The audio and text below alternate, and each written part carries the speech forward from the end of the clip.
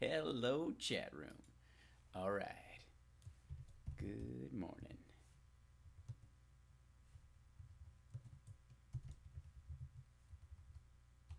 If I can type. If I actually can learn how to type, that would be good.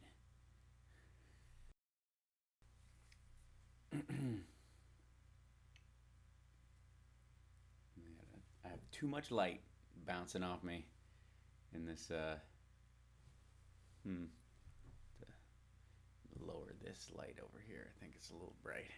Morning, Carl. What's happening, Chris? Hey, Julie. Hold on one second. I'm going to adjust the light.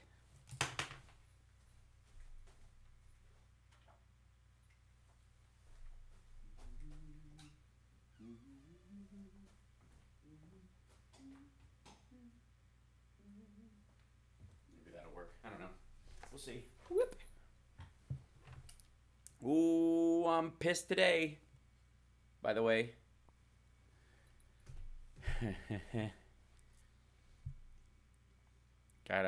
Yeah.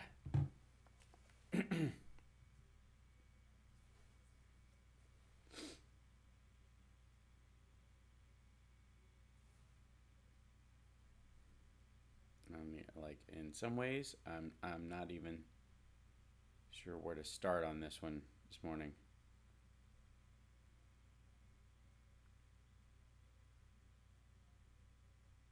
Clear out all my research stories. This is what happens when I get my my mini, which serves as my electronic book. This thing, on so many levels. I remember when the mini came out, I thought it was adorable, and I was like, oh, they've made it. They've made a smaller iPad to compete with the Amazon whatevers that were coming out and all that kind of stuff. And now I have so many books on this thing that I'm reading concurrently. It is certainly in many ways my tool of choice for reading anymore, to the point where I literally sometimes have to plug it in bed. So I have a iPad, like a lightning cable going through it. While I had to get a really long one so that all the way across the bed I could have it plugged in. And any number of things that I at any given point, from fiction to the research that I do for the show to downloading bills and the like, it all ends up on this one. I like my regular iPad. I do more kind of design work on that when I'm creating graphics and doing other stuff. But the mini itself is the single most useful thing ever. No, this is not an ad. This is just the reality of it. So every time I open it up, though, and I'm trying to catch up with, like, okay, where I need to get to what I want to talk about, I realize that I have like somewhere in the order of like 60 stories open on it on just Safari in this. So yeah, there you go. So 30 seconds. Yeah, we're going to talk about Colbert in a second. Excellent. Very excited. Because there's one particular thing that ticks me off. Okay, volume turned all the way up and above my laptop. Okay, I'll try and turn the volume up here, perhaps. Maybe there. Perhaps turn the phones up. It's normal. It's what usually comes in, so should be okay. Check my inputs on this. I have come here to chew bubblegum and kick ass. And I'm all out of bubblegum.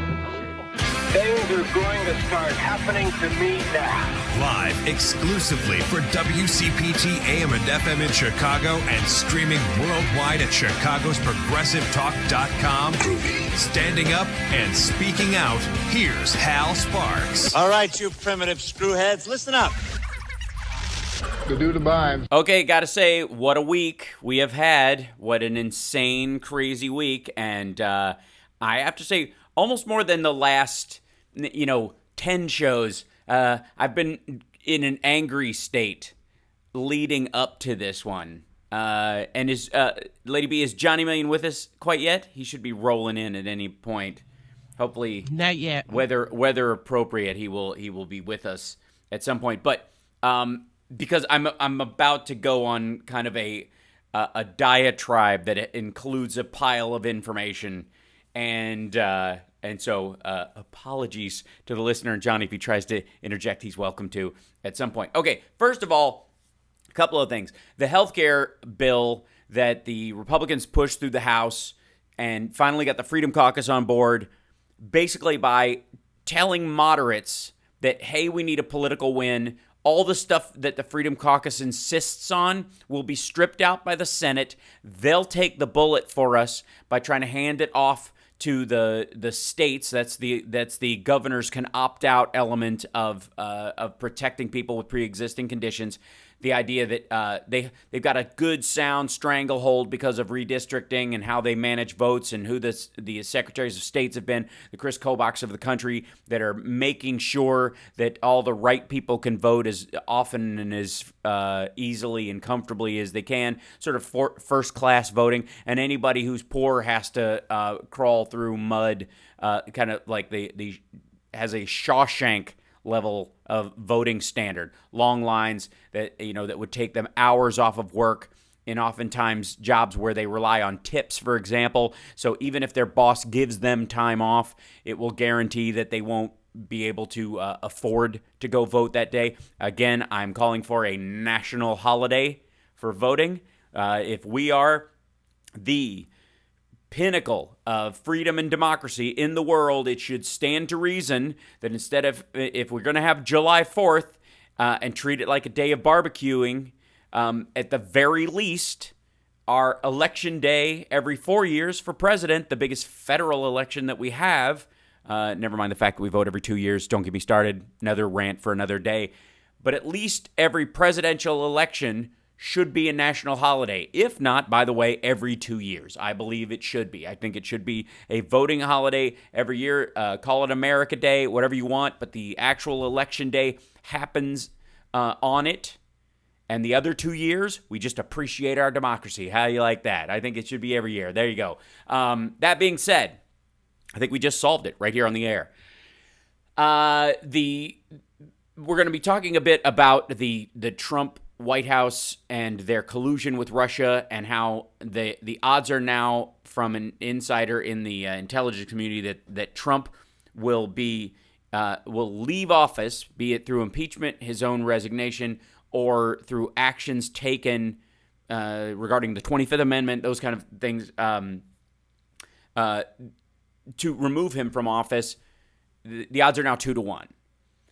Also, that which is a fascinating bit of this story, the big part that I have to deal with, and I want to jump right into this because I was just watching AM Joy, and they had a couple of comedians on talking about Colbert and the joke that he made this week, and the phony Fire Colbert storyline that's been pushed by the right, who, by the way, actively protects the right of people like Roger Ailes to genuinely sexually harass their employees to the point of losing their job, but at the same time wants to police humor. That's an entirely different conversation, because I would like to, as a comedian, step in and say that there were two, I would say, either whether you want to call them straw men or red herrings or distractions from the conversation about the joke that he made on both AM Joy and in other conversations about it. The first one being, it was, and this is a trope being pushed by the right in an attempt to smear or attack Colbert, is that his joke about Trump's mouth servicing Vladimir Putin was somehow homophobic. Beyond getting into too much of a ear of the beholder conversation about this, I would like to say, for the record, it is my opinion as a comedian that joke was not homophobic. That joke was about a male servicing another male and being at the service of another male. The sexuality aspect has little or nothing to do with it. It is simply for lack of a better phrase, a pipe fitting aspect of the circumstance. In that, had it been a female president who was servicing Vladimir Putin, the analogy would have been different, but the idea that it would have been a sexual servicing analogy, or vice versa, if for example, Hillary Clinton had given Putin a good spanking, the idea being, or made him service her in the analogy, it wouldn't be heterophobic. The sexuality of those involved is immaterial to the joke. What is material to the joke is that Trump is at the service of, to any extremity or any level of comfort, Vladimir Putin. Understand that you can break down however you want the element of the joke, but it still boils down to the fact that if you're trying to point out that Trump is super friendly to an extreme with Vladimir Putin, and you are making an analogy about his mouth, that is the edge of where you can go. It has nothing to do with the sexuality in the mix. That is a trick that is being laid on this in an attempt by members of the right to use artificial virtue signaling to control the liberal or progressive conversation about this. Like, is it fair that he makes a gay joke about it? This isn't about being gay any more than the idea that one of the Republican people running last year saying that guys come out of prison gay. No, gay is about loving your partner and being sexually attracted to the same sex. It is not about any particular sexual act. It is not limited to any particular sexual act, nor does it automatically include any particular sexual act. It is about relationships. The only aspect of this that can be even divined as having anything to do with the sexuality of it is if he purveyed a level of desirous level of impression towards Putin. That isn't laid in the joke. So anyways, I wanted to break that down because as a comedian, it's super important. It's sort of like that moment in Silence of the Lambs where Lecter is describing to Clarice, asking her questions, trying to get her to find out who the bad guy is. And he goes, what does he do, this man you seek? And she goes, he kills women. And he goes, no, that is incidental. He covets. And that's how you break down a joke a lot of times. The sexuality of the men in that joke is incidental. It is the act of servicing another human being, no matter what, is the joke that Colbert is making. As a comedian, I'm telling you, that's where it comes from. And I think it's super important. And the other thing is, that was they let slide somehow the joke that Colbert made on his show that allegedly got him in trouble with the Asian community while he was still doing the Colbert Report, that Joy Reid, who I love, sort of conflated the two, that these two controversies are somehow similar. And then, and most people, I think, largely had the reaction that the joke that he was making in terms of, as Colbert, the comedic character, being racist, being insensitive, was the point. Not that Stephen himself, and this is where the mishmash of his name being, using his real name on the show made it confusing, but that's, any adult can deal with that. But the joke that he was essentially making that is that the character he's playing is like Bill O'Reilly, and Bill O'Reilly says those kind of things all the time. Not truly, seeking to offend the Asian community, but saying somebody like this guy would act like this. Playing at a certain point, if you're concerned that no character, no matter how villainous it is, the portrayal is supposed to be, can't say something negative, then you are zeroing out villains in art. And therefore, you have no way of dissecting them or dealing with them. And I don't think anybody in their right mind actually thinks that is someplace we should actually operate from in terms of art. It's an absurdity. So I would like to say that I just wanted to deal with that off the top because I'm particularly irritated at that as a comedian and as somebody who, it makes the point of being able to joke against power in these circumstances, that what Trump is doing in terms of his relationship with Putin is dangerous for all of us. And we're going to talk about that when we come back with what I would call a generalized the faux Red Scare that is that the meme that this is a new Red Scare, that our reaction to Russia's meddling in our election is somehow just like a new Red Scare. It's the same as McCarthyism. And you're hearing this from from a group of people who are pushing an agenda that ultimately is meant to kill conversation. And that's never good. We'll be back. It's the Hal Sparks Radio program, Mega Worldwide on WCPT Radio, Chicago's Progressive Talk.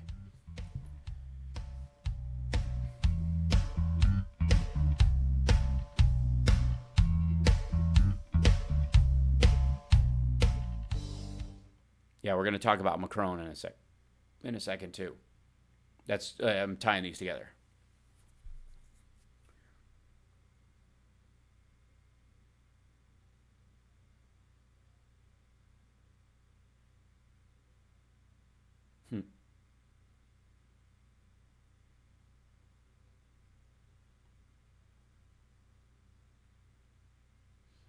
Thank you, Ellie. As a comedian, I am proud to do a dissertation on a dick joke.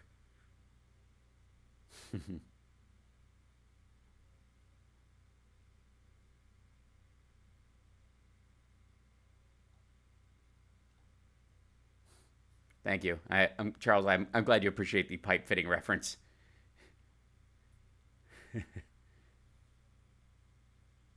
Yeah, it was not only bleep; they covered his mouth.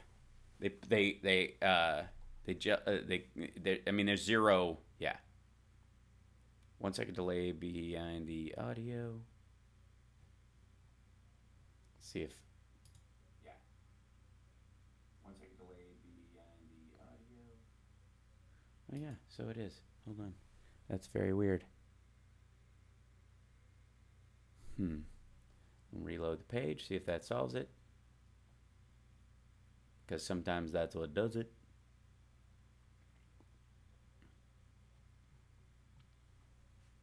Reload the page, see if that solves it.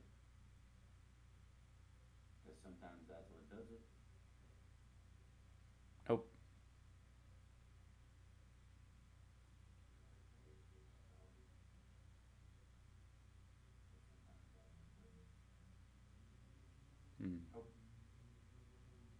Yeah, so there's a...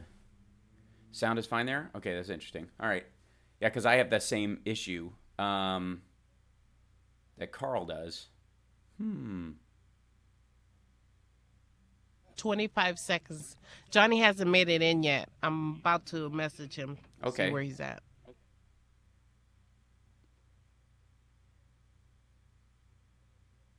He might have had a show and forgot, like, this was his rotated weekend, which is entirely possible. Okay, yeah.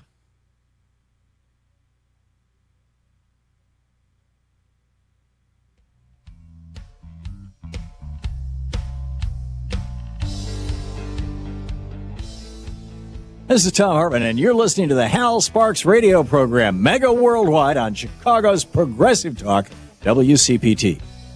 Welcome back to the show. So, I've heard this meme being pushed on a couple of different fronts. Jimmy Dore is a fan of this. The sort of right wing, the alt right media guys, Crowder and that ilk are fans of this idea.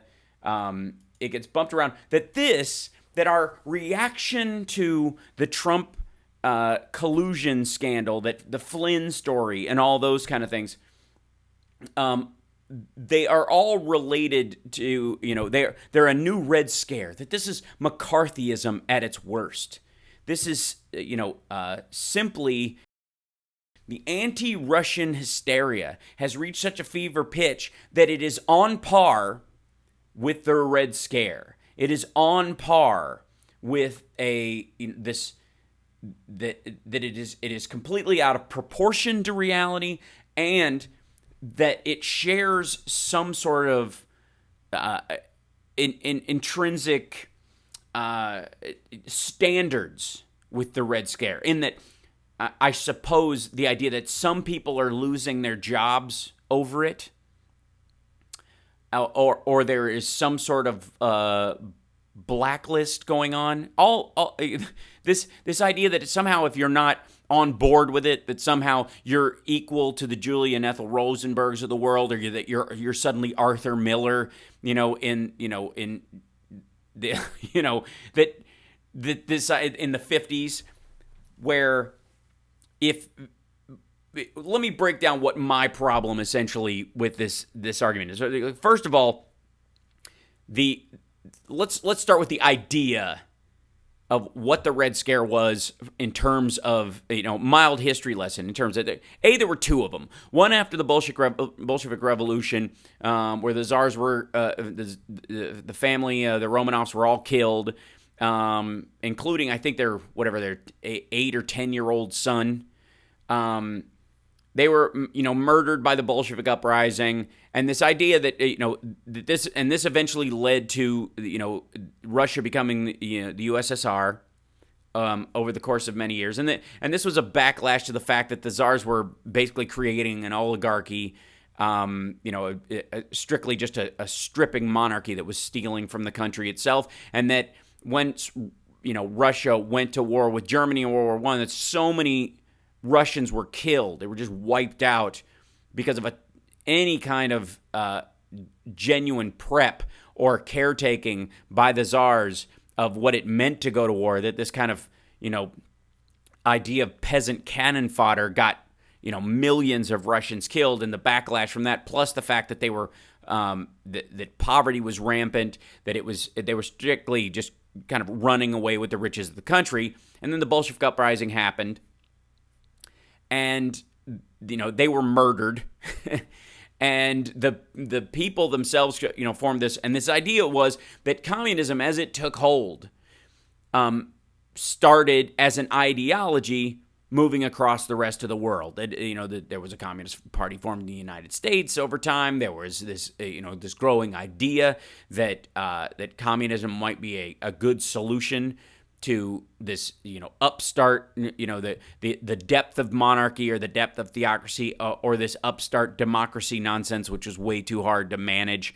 And then it kind of raised and faded until Russia itself started to become more of a military superpower through this, that the direction of the country leaned more towards militaristic exploration, and communism itself, as it started to spread into China and then Asia. The idea was that eventually, as an ideology, this was the warring ideology against democracy in the world. It was communism. At this point, there were no new monarchies starting, no new theocracies, short of the occasional Jim Jonesian attempts. There was no brand new monarchies or theocracies starting, but there was clearly the new challenge to democracy in the world would come from communist ideology, and on some fronts it was playing out as an argument of ideologies, and on other fronts it was on both elements to some degree subversion and sabotage of both the ideas and the purveyors of those ideas within each country. They did this kind of ratcheting up of locking each other's proselytizers up. And in the United States, the Red Scare in the second round and McCarthyism grew into a way of almost like the drug war, eliminating your political rivals. In Alabama and I think Louisiana too, the NAACP was, accused of being a communist sympathizing organization. That the idea that black people should expect reparations or sort of a balanced, a balancing response from the government that had kept them down for so long was in effect a version of communism, and therefore that could be used to push back against any efforts at genuine balance, those kind of ideas. That it became a fever pitch due to two big fronts. One, it was easy to use it to service an ideology that you had, be it racism or classism, what have you, that you could make someone an enemy and go after them if they'd always been your enemy on a bunch of different fronts. But this was a good way to slap a label on them and get everybody on your side. And the other reason was it's because there were actually genuinely both ideological communists and people who wanted to build a communist party within the United States and grow the idea to the extent that it would happen. And then there were, of course, people who wanted to subvert and overtake it, people who were aligned with the Russians, actual spies, actual, collusion with the Soviets, in an attempt to undermine American democracy. That existed too. And so the mixing of these three elements created this fever pitch. And leading up to the moment where McCarthy is confronted and saying, "Have you no decency?" Because it's literally driving people who'd been aligned or with the ideology of communism or exploring the idea or of any kind of. I mean, you literally had Reagan putting out public health records to be played, like accusing essentially anything that aligned with Social Security or Medicare or Medicaid. As an expansion of communist ideas within the United States, like this, using it basically as to weaponize the conservative political ideals of the time, however racist or classist they might be. This was a great toehold for those ideas, right? Well, flash forward to now. Flash forward to the current situation, and this idea that going after Trump and his Russian ties, and how deep and fervent the collusion and connection between the Trump transition team and the election. By the way, I am not someone, for the record, and I've mentioned this before, but I think it needs restating. I do not believe that Russia wanted Trump to be president because they like Trump. That Putin somehow thought that Trump would be better for America. That they supported him as a candidate. I think that they saw him as a hand grenade towards democracy. And their actions with Macron that just came out in the last 24 hours, I think, point that out. That the meddling in the French election to tip things towards Le Pen, undermine Macron. I think the one smart thing that Macron did in the moment that they had a statement about the Russian hacking into the election was to say that, yes, some of the stuff that came out is real, but some of it isn't, and that's the game they're playing. I think that was true of the Clinton and Podesta emails, but I think their choice to say we're just not going to comment on the emails instead of saying, yeah, some of it's real, some of it's fake, they thought opened up a can of worms, and they didn't say it. I think the smart move would have been to go, they messed with these emails. They changed things in them. We're not going to parse the individual sentences, but these are not, there are things in there I didn't say. And, and to go through all these thousands, which are true.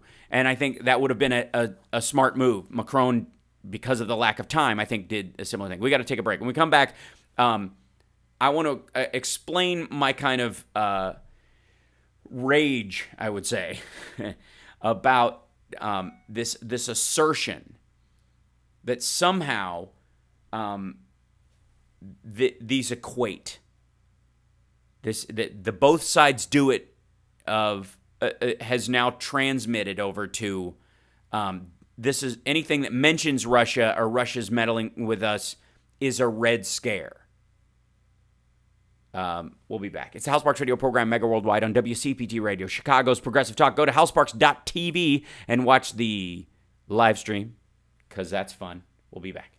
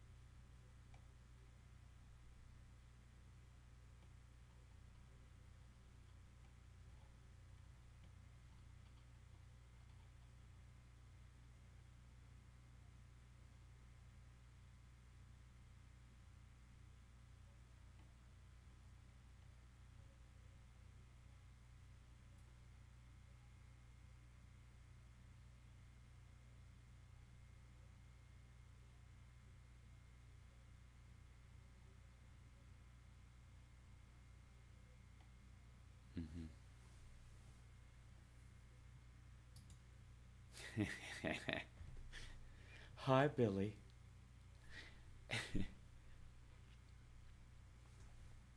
Okay. Halt.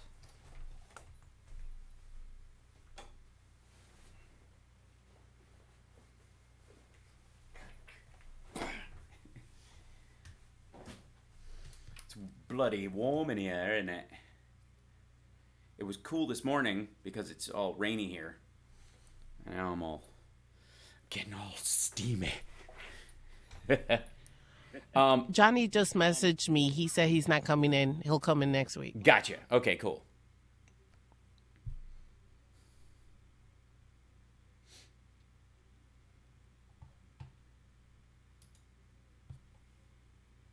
Is the audio better, guys? I did a restart on...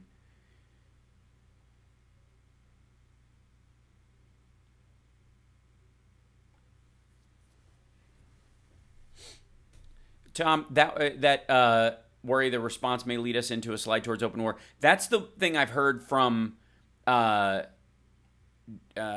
Jimmy Dore the most. That's his big one. It's like, we're going to start a war with Russia because blah, blah, blah. And you're like, first of all, no, we're not. It's an absurdity. That's why we have proxy wars with them. They don't have the means to engage us in open war unless you're talking about straight up nuclear war, which is not going to happen. Not with them, anyways. Excellent. The sync sucks. I see. The audio sounds good. It's just off. I see. Don't.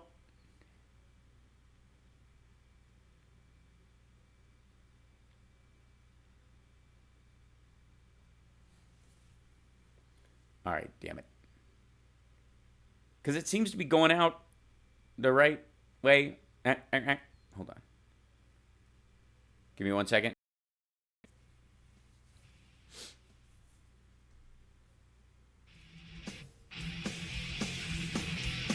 Check.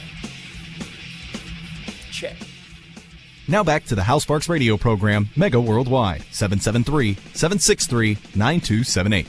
Welcome back. So, I've heard this kind of refrain repeatedly that all this, these people getting caught up in this whole Russian thing, this is just a new Red Scare. This is a new version of McCarthyism. This is simply, people getting all caught up in portraying Russia as an enemy, and that this is similar in some sort of ideological way to the Red Scare, and it's also a distraction, and I've heard everything from it's just Democrats, making an excuse for their loss to we're overstating that damage and ignoring others across the board. So let's start first of all with the idea that it's anything like the Red Scare on an ideological front. Okay, the Red Scare itself and the fear of communism was an ideological fight in America's history. It was specifically about communism, and communism being at its purest sense, this idea that the workers of the world unite and that they should, that the government should be dictated on everybody, everyone to his, could just have his means, met by a governmental entity, that most things would be taken care of by that. People would be, assigned their work and this kind of, this fear that Americans as individuals had, that they would now have a job and a role in society assigned by the government, and that was rising in Russia and of course across China, which, by the way, it is not bore out as an ideology that is actually fixated. The joke is that within China is far more a free market than we are. The extent to which the Communist Party controls the economics of China is much more akin to what Canada does to protect its music artists, that they set levels so that the outside influences can't get too much of a grip on the internal market. But the internal market itself is as freewheeling and full of graft and nonsense as any open market in the world. So just know that. As someone who's traveled there, there's umpteen videos you can watch online of, the real estate market and its impending collapse in China, the ongoing, trade aspects of stuff, the reality that China as a government in many ways, if they support any industry, it is the active involvement in creating knockoffs of original ideas, probably the single most communistic and yet oligarchical aspects of the Chinese government is that they will steal technological secrets or material from other societies and recreate them in factories cheaper and sell phony versions back to the world. They somehow have an idea that whatever you create should be theirs to just kind of copy. I suppose is a form of communist thinking, but it really just seems like wage theft from other people, if you really boil it down to it. But the idea that somehow communism took off in either the Soviet Union or even in China, where it is still technically the governmental system, is an absurdity. But at the time, the big fear was that that's where Social Security was coming from, Medicare, Medicaid. I mean, to some degree, socialism as we appreciate it as a socialist democracy, which is what we really are in a lot of, in the actuality of our, how we express ourselves as a democracy, is that we do have baseline services that the government provides because no individual has the ability to provide them for a big enough group outside of their own, and that we're not interested in becoming just a country of gated communities. No matter how much Trump makes it appear that he wants to make the United States a gated community for all those who can't afford to live in a gated community, that's effectively what the wall talk is about. But that's for another day. Okay, so the idea, though, is that the big fear, the Red Scare, was that communists, people who believed the ideology of communism, would undermine the individual freedoms of Americans, and therefore there needed to be a fight back against that. And on a fear-based system, it had Ronald Reagan making anti-Medicare and anti-Social Security recordings and pushing that this was just the slow creep towards communism. And on the extreme, and of course, the Alabama politicians, labeling the NAACP or women's rights organizations as communist because they were trying to even the playing field that was uneven specifically, and was, making sure that in the United States, where everybody should be able to bootstrap their way up, that other people had an easier route to that than others. And any organization that was trying to even that out, to go, hey, wait a second, you're making the bar higher for this group of people, and that's not fair. The fight for fairness itself was often, marked with the Red Scare. Was literally, they were using that wand to keep themselves in power, which, by the way, is ultimately what happened both in Russia and in China. That they would use this ideological paintbrush against their enemies to go, this is our pure form of government. Anybody outside of it is trying to attack it and destroy it, instead of add elements to it, which I think is when you talk about certain socialist aspects of democracy, what most of us are really talking about. Like these things make the country as a whole better, give everybody here a better chance. That's what makes the place great.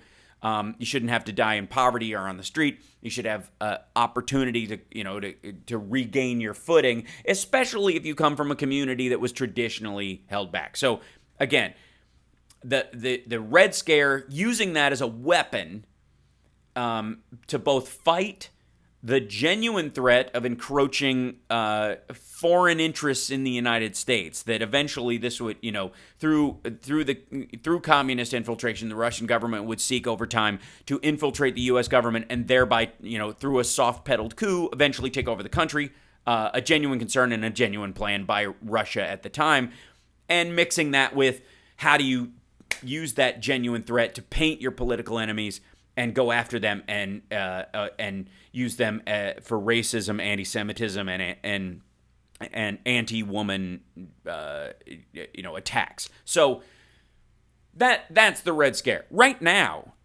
the fear of Russia's meddling in our government is not a fear that we will have more socialism or more communism working its way into our government, because the red part of it doesn't apply anymore.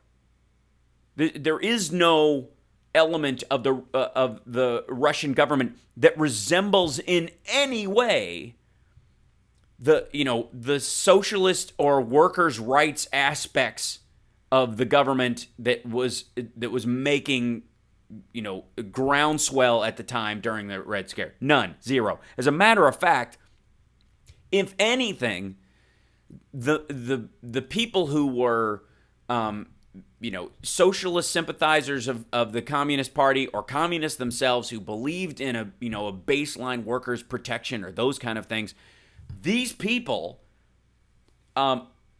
effectively made more gains in the United States towards a more supportive society over time than they did in Russia. And if anything, Russia has run off is America times 10, is the worst aspects, the things that, people look at the sins of America have, on a governmental level, are multiplied 1,000 times over in terms of Russia, especially when you talk about income inequality, oligarchical control of the government itself, violent intervention in other countries, adventurism in terms of weaponizing their economic interests in the world. The Russian politicians have taken this to an extreme that even the most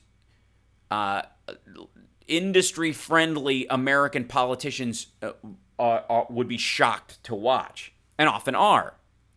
Those, by the way, are the Republicans you're seeing right now who are concerned, let's say, about the Flynn connections to Russia and what it points to in terms of the Trump White House. There is no Red Scare in being concerned about Russian infiltration or manipulation of our democracy or the democracy of France or the Netherlands or Germany, because there's no red there.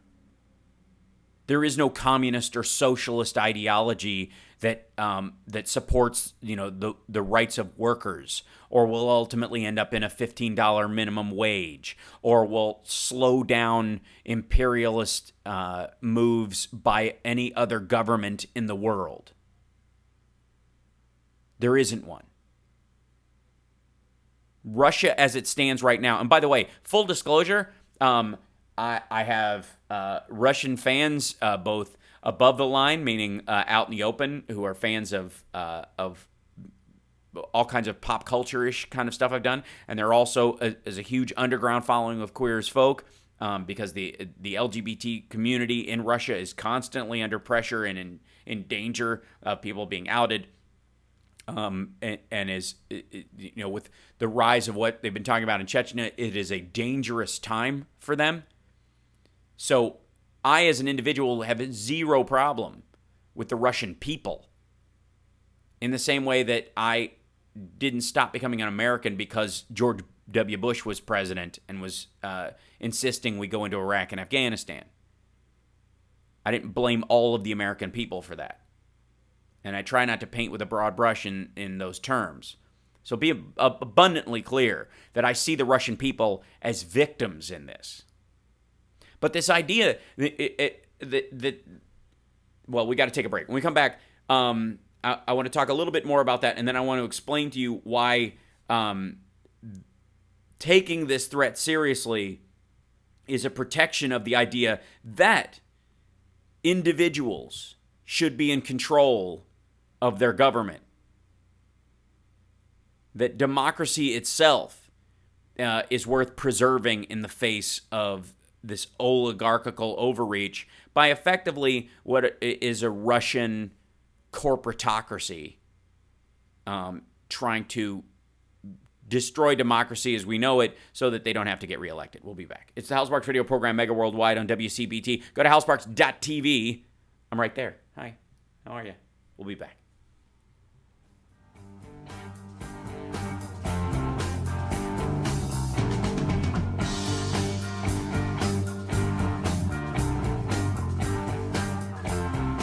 Lovely plumage.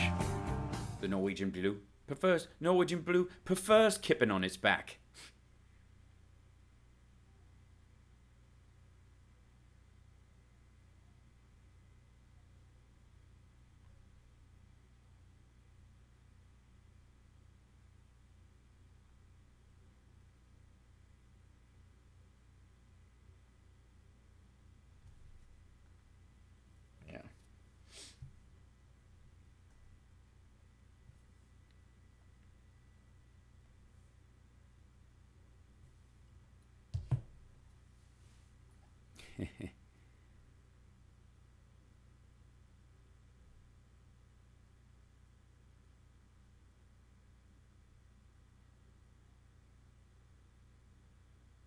What was the original? Hal? What do you?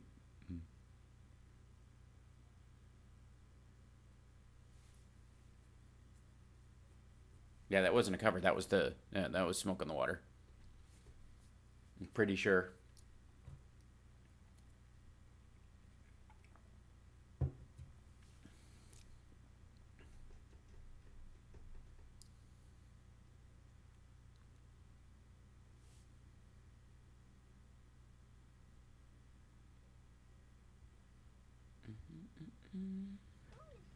One minute and you have couple callers. Okay, great. I might not be able to get to them until the next hour just so I can get all this kind of stuff in. Okay, cool.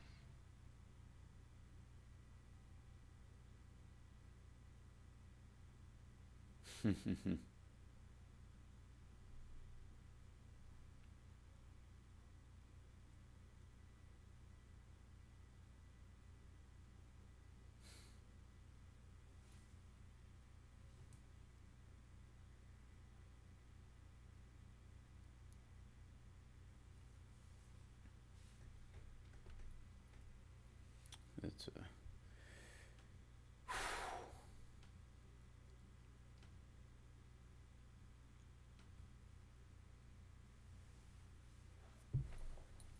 Thanks, Julie. It gets me enraged when people ideologically play fast and loose with their analogies.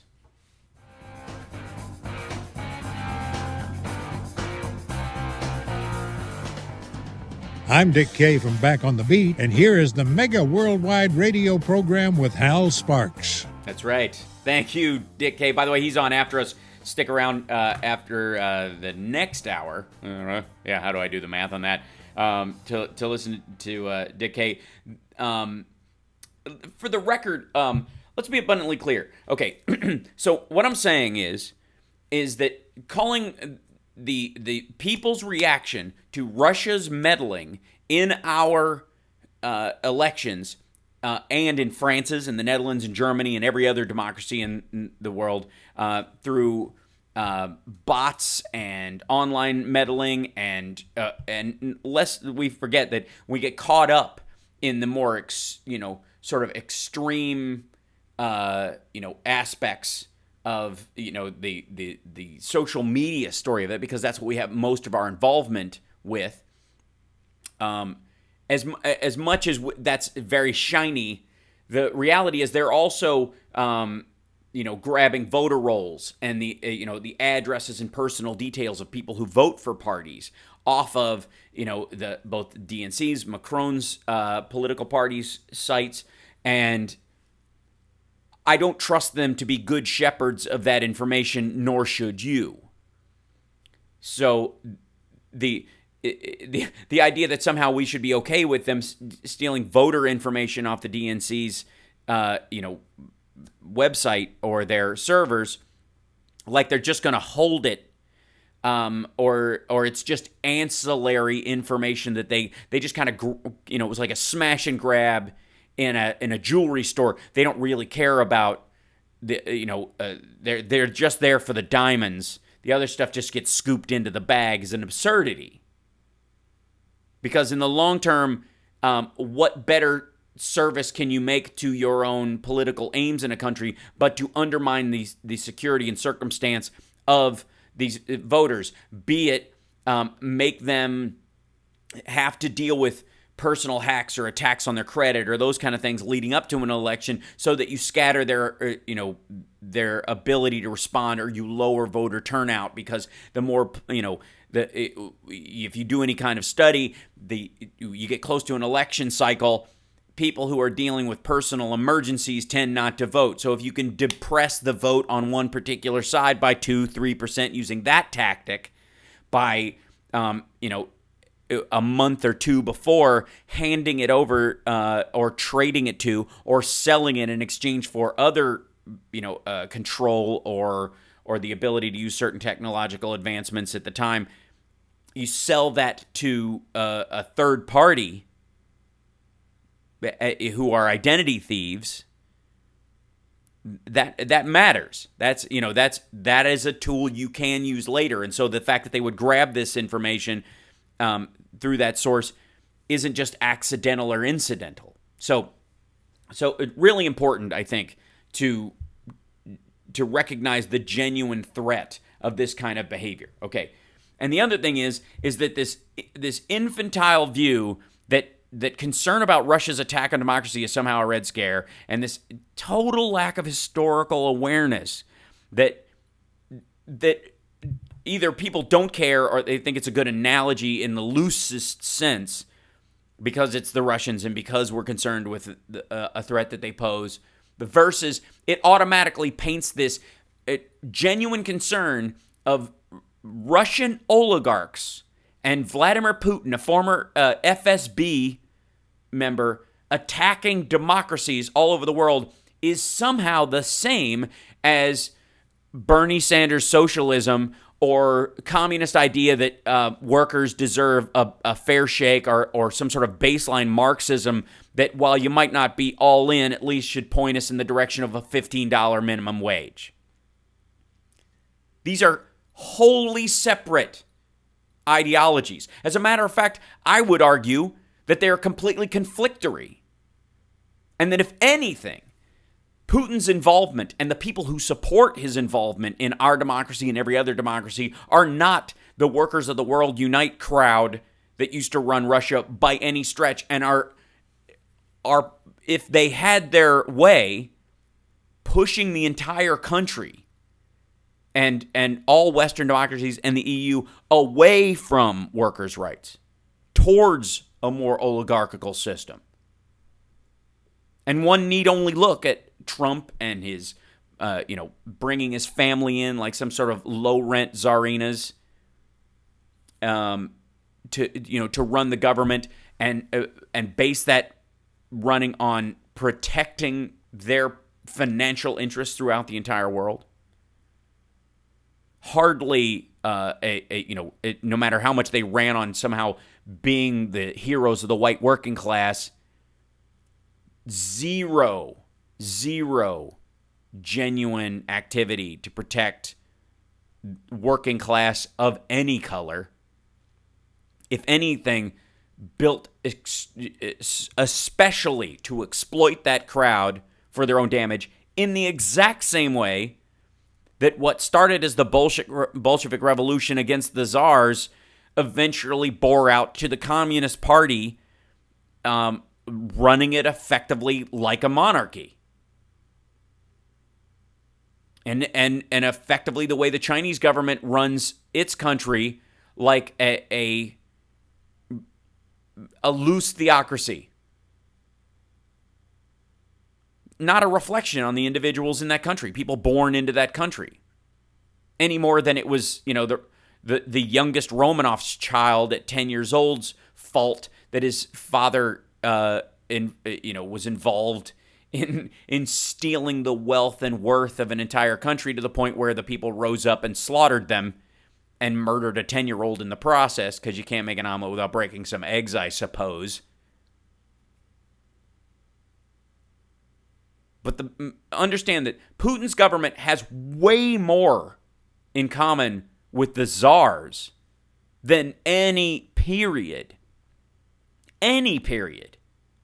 during the Bolshevik uprising and the establishment of the Soviet Union, or Glasnost, or any post-Soviet republic version of Russia. This is into the Imelda Marcos zone of dealing with the populace. Putin has nothing in common with the ideology, the populism, the idea that most Sanders supporters believe in. But his choice in this election was Donald Trump.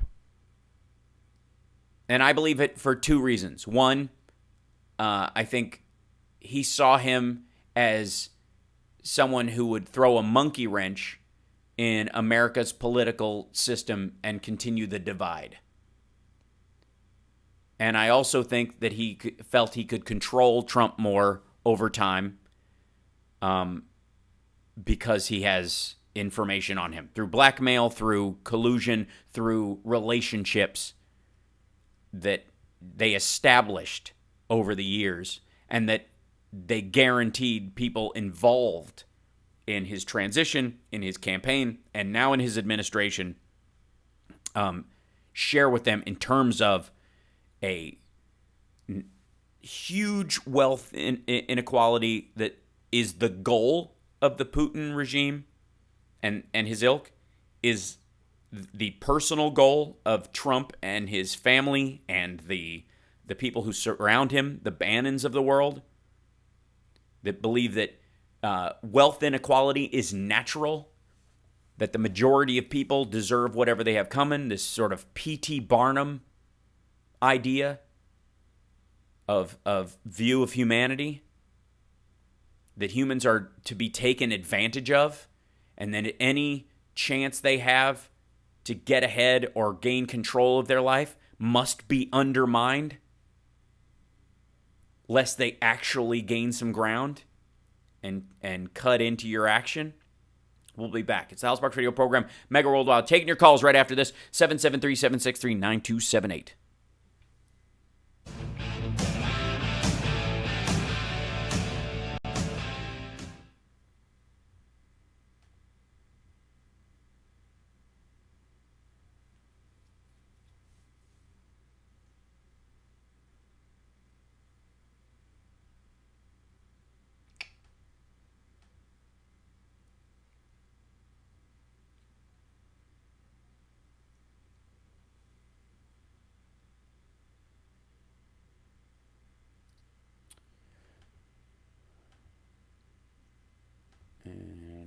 Break. All right. American history and pre-World War I Russia and Europe can be found in Rob Massey's Dreadnought. The only thing Barnum was good at was running a circus. That's debatable. I could get both that he was good at, I suppose, good at mentioning, or good that He was good at running a circus, because that's the only circus we knew of for the longest time. So a better way of doing it didn't really come along.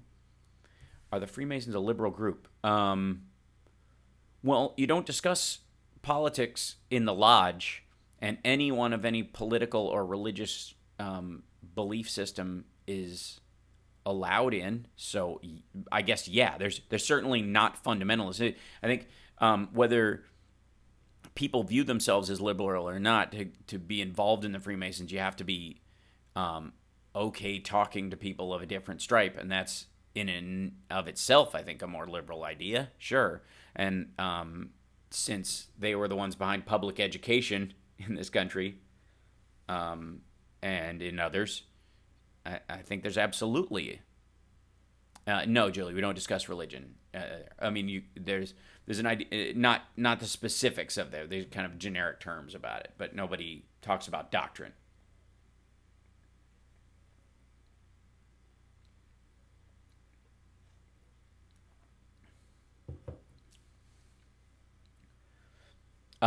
Astral Music Man, I have not seen that. Anyone see the Zembla movie about drum? Yeah.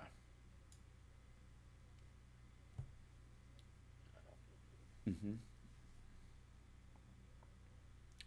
Insecure due to a shriveled arm. Trump is insecure due.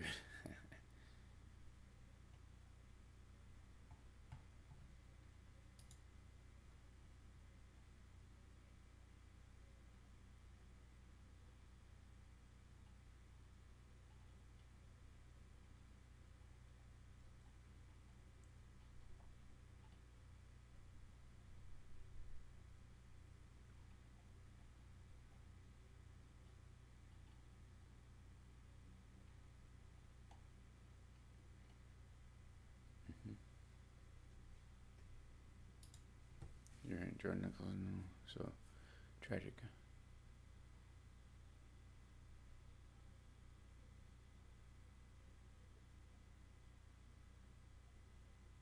Oh, thanks, Billy. And thank you, Dr. Oliva and Charles, for your super chats today. Greatly appreciated.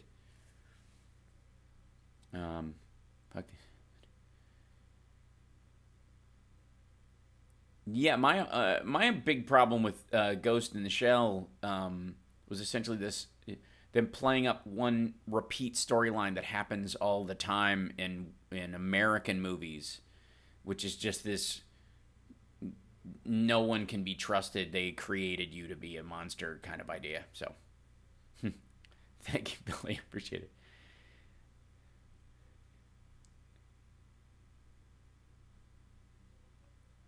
Yeah, I don't really have much like in terms of Dog in the Hunt about Joe and Mika. That's just awkward.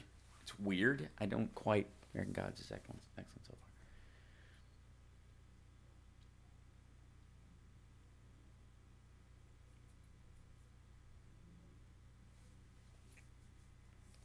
It's a beautiful day in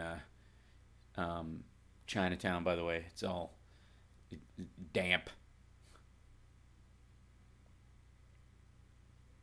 Yeah, that's right. Go to patreon.com/HalSparks if you want to do it that way. Julie, thank you so much for that, by the way. It's funny now. It's, this is becoming, due to the change in how the advertising dollars go, and in YouTube. If you made any money off of that, it gets particularly touchy. Apparently, 30 seconds. Thank you. About if you deal with politics, it can mess with your algorithm, mainly because most people use clickbait like titles and they lose money. But between the Super Chat and Patreon, it moves outside that. If you're on Patreon, you can support other groups too, like Majority Report and the like. They're terrific people, but I always... Hell, they're lovely. I'm sure they are. You're listening to the Hal Sparks radio program, Mega Worldwide. I've had people walk out of me before, but not when I was being so charming. Video streaming at HalSparks.com. I don't care for you if the putrid sludge you're troweling out. Damn plus-faced little pimp stick. Progressive Talk. Might be a good time for you guys to give up. Welcome back to the show. So let's take a couple of calls before I get into too big a diatribe on the Russian bots affecting the French election, and that in and of itself, if you believe in democracy, if you believe that your ideas should have a shot at actually making it to usefulness, one would think you believe in democracy in one form or another. And an attack on democracy in and of itself is if you're on the right and you're okay with it because somehow it helped your side this time around, or if on the left you're okay with it because it will somehow destroy a system you see as inherently evil to begin with.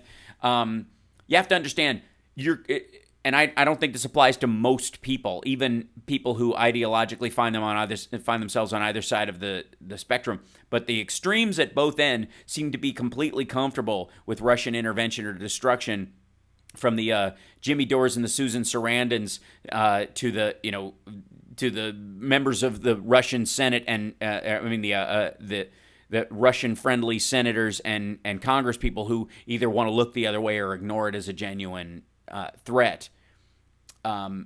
You're the same people.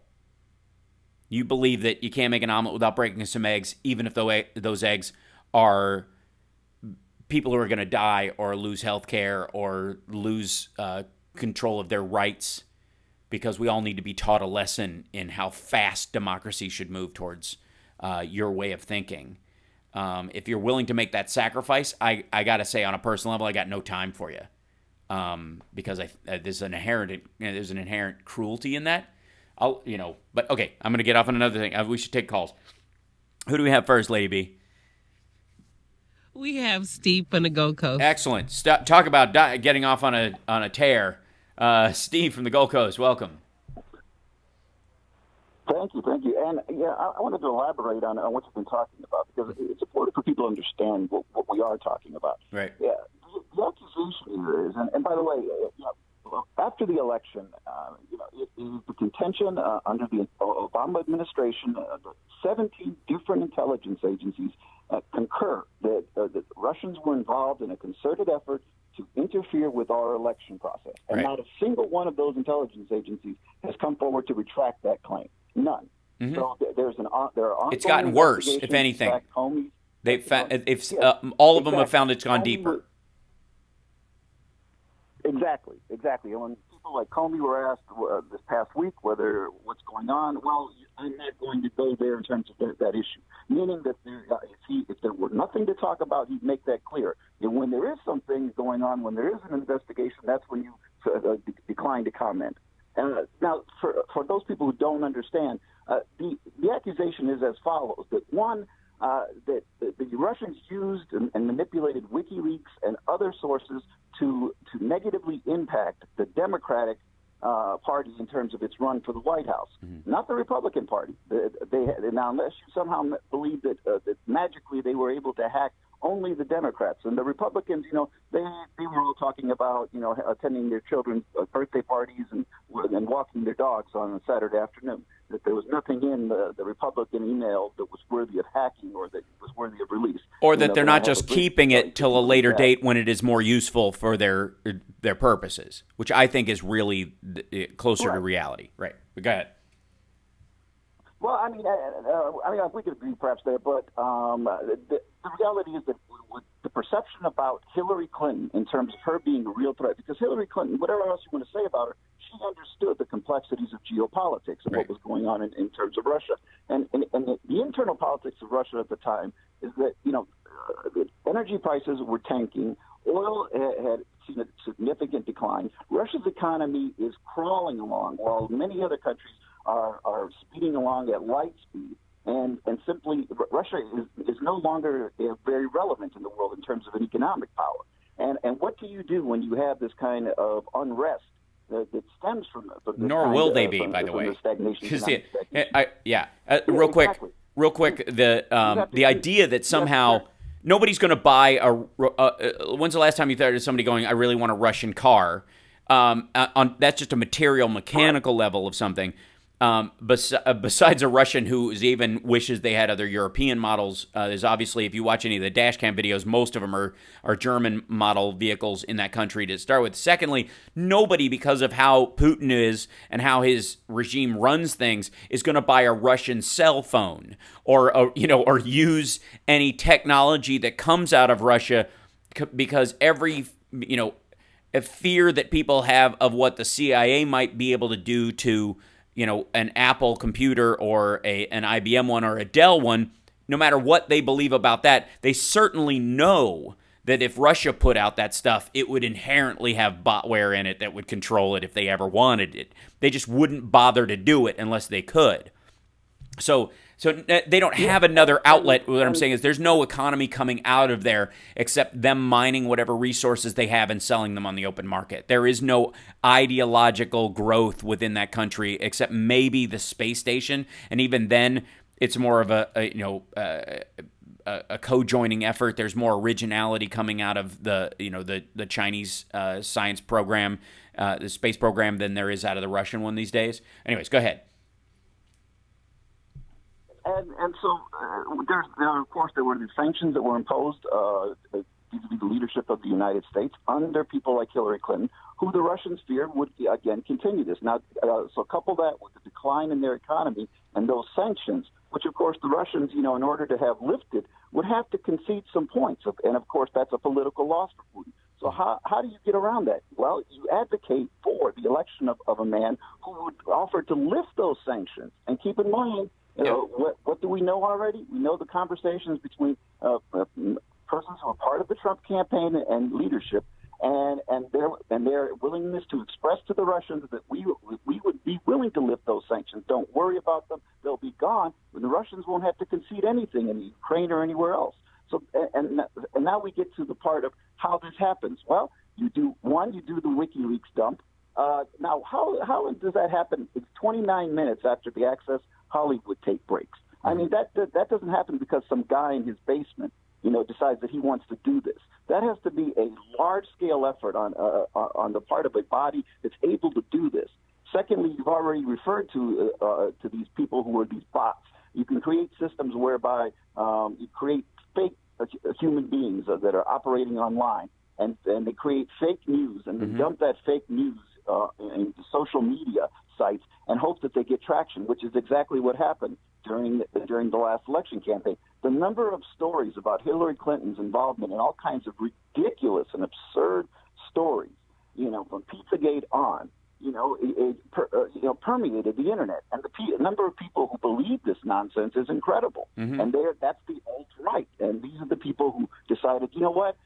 No, ABC's not telling me the truth. CNN is really the fake news. I'm going to pay attention to Alex Jones and these other nuts who are, quite frankly, being manipulated and used by the Russians to get this idiot elected. So Donald Trump is, at best, an idiot, a useful idiot as far as the Russians are concerned. And at worst, as you pointed out, rightfully so, that someone who is actively involved in a conspiracy with the Russian government, to circumvent our democratic process, and is working illegally with them, to create policy that he has no right to engage in with the Russians. And people need to understand that this is what happened just yesterday in terms of the Macron campaign. The same exact thing. You had this huge dump of their internal emails coupled with a bunch of fake news that was posted on their equivalent of their sites, their social media sites, about his campaign that, again, are nothing but nonsense that have no basis in fact. That's right. And doesn't come from a trusted source. And the idea, by the way, that somehow, and I appreciate the call because we got to take a break. I just wanted to let you finish that thought. We'll be back right after this with more of your calls, 773-763-9278. But the idea that somehow that what WikiLeaks is posting or what they get through these sources, especially the stuff that comes from Guccifer or comes from Fuzzy Bear or these adorably named hacking fronts for the Russian government, that somehow that stuff that they're getting is trustworthy as a source. And, and again, I think the Macron campaign is smart to say, yeah, they got our stuff, but not all of it is real because that's what we're up against. They got a bunch of it, and they got it about a year ago, and they've been basically sitting there with it, trying to make fake news out of parts of it, exaggerate elements of it, where you can erase big chunks of it. Anything of context, you can insert sentences, insert words into digital documents. I love that Julian Assange was on Democracy Now! Calling, saying that, words, that people say in a speech is one thing, but documents really matter. Well, electronic documents are not documents. They are simply digital representations of what might have been a document at one time. These are not the Pentagon Papers. And that's something wherein the source matters. And increasingly, Assange and WikiLeaks are pointing themselves out to be completely one-sided in what they think is valuable, and having essentially the same goal as Putin, which is upend the American democratic system for whatever their motivation, whether they think it can be better but it has to be killed first, or they think it should be made worse because they're a front for white supremacists in Russia. It doesn't really matter. The end result is ultimately the same, and the ideology you have to let that just kind of go on and go, you know what? If people, we should let Obamacare fail, because if some people die, that'll teach people not to mess with stuff in the future. Never mind the people who are dying from the status quo. We reinstitute the status quo, we'll at least be just going back to that, and the people who die because of it won't be our fault. It was because people even tried to fix it. And people need to die to show people how my idea is better than their idea. And if I willingly let them die instead of incrementally fixing the situation, that's not my fault. If people die or get deported because Trump gets in, we really need to show the Clintons who's boss. And that is the argument. Make no mistake about it. For a huge swath of certain liberal groups, that was the argument. And then there was a huge swath of those people on the Trump side who supported Trump and consider themselves Republicans, who don't believe in incremental change anymore because they're mentally lazy, and they think if somebody has to die in the process, it's not my people, so who cares? You know what I mean? We got to make a point of it. You got to make a point, right? Can't make an omelet without breaking some eggs. And then you realize, you wake up one minute and you're waiting for your breakfast and you realize, hey, there is no omelet. These jerks were just breaking eggs. We'll be back.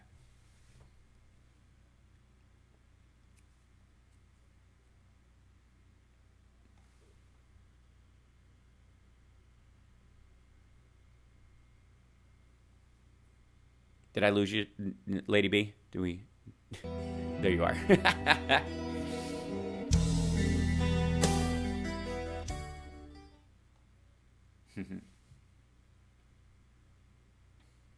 I make you hungry with my egg analogy?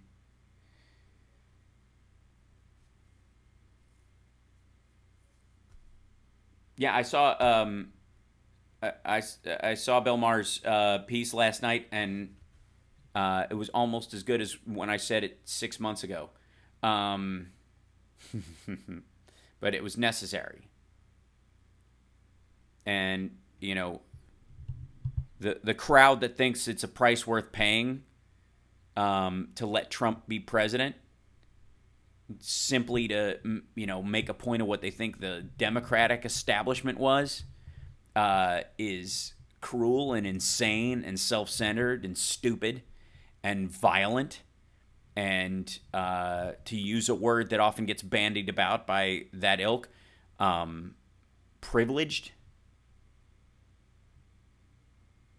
This idea, the privilege that they're expressing in voting for, Jill Stein, or abstaining from it because, I'm going to harumph, is a total disregard for the ramifications and the meaningful, participation in our democracy.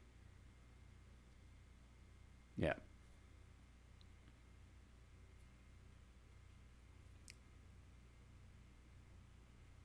Chat room is the best family in the world. They're really so supportive. Needed to be said. Yeah, I agree, Julie. Good people. Even when we disagree, we do it well.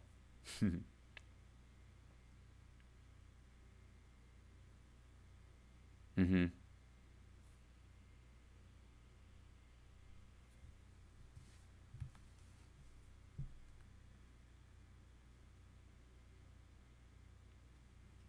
Trying to find out when this one article was written, just so I have a time base on it. –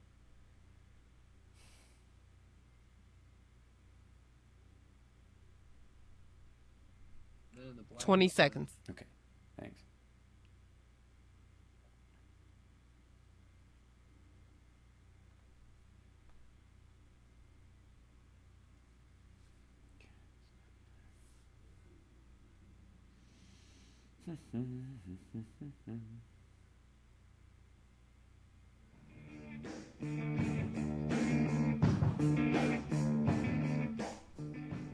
Now back to the Hal Sparks radio program, Mega Worldwide, 773-763-9278. Gas prices are going to be going up this summer, as they often do, but they're already starting to rise early, and the transition into spring is actually adding a couple of, it looks like an extra 8 cents per gallon just on top of that. And then Trump is talking about that he wants to raise the gas tax to pay for infrastructure, which awkwardly does not sound like a Republican idea. Wonder how far that'll go with his constituency.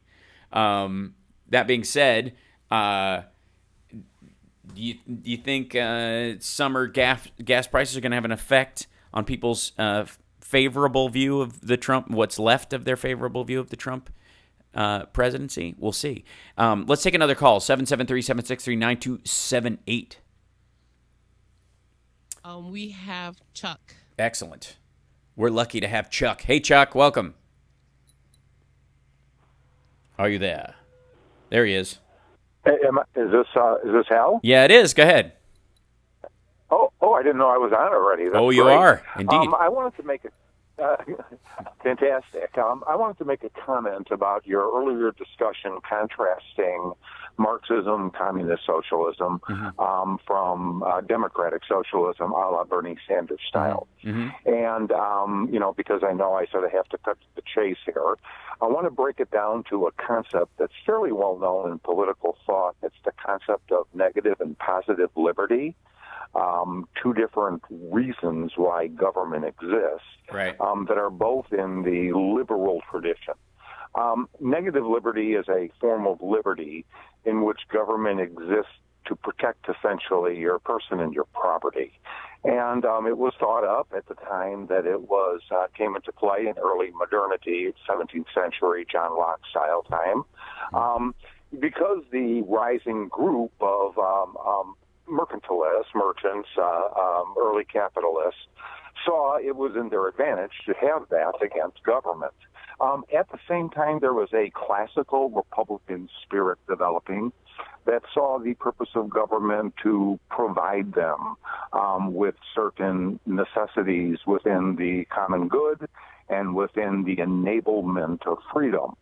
I find it unfortunate that very frequently the American left, which does not buy into the economic equalitarian basis of Marxism, isn't more adept at talking about why they want to have a government that actively intervenes and helps in people's life. And that is to provide them with the capacity for liberty.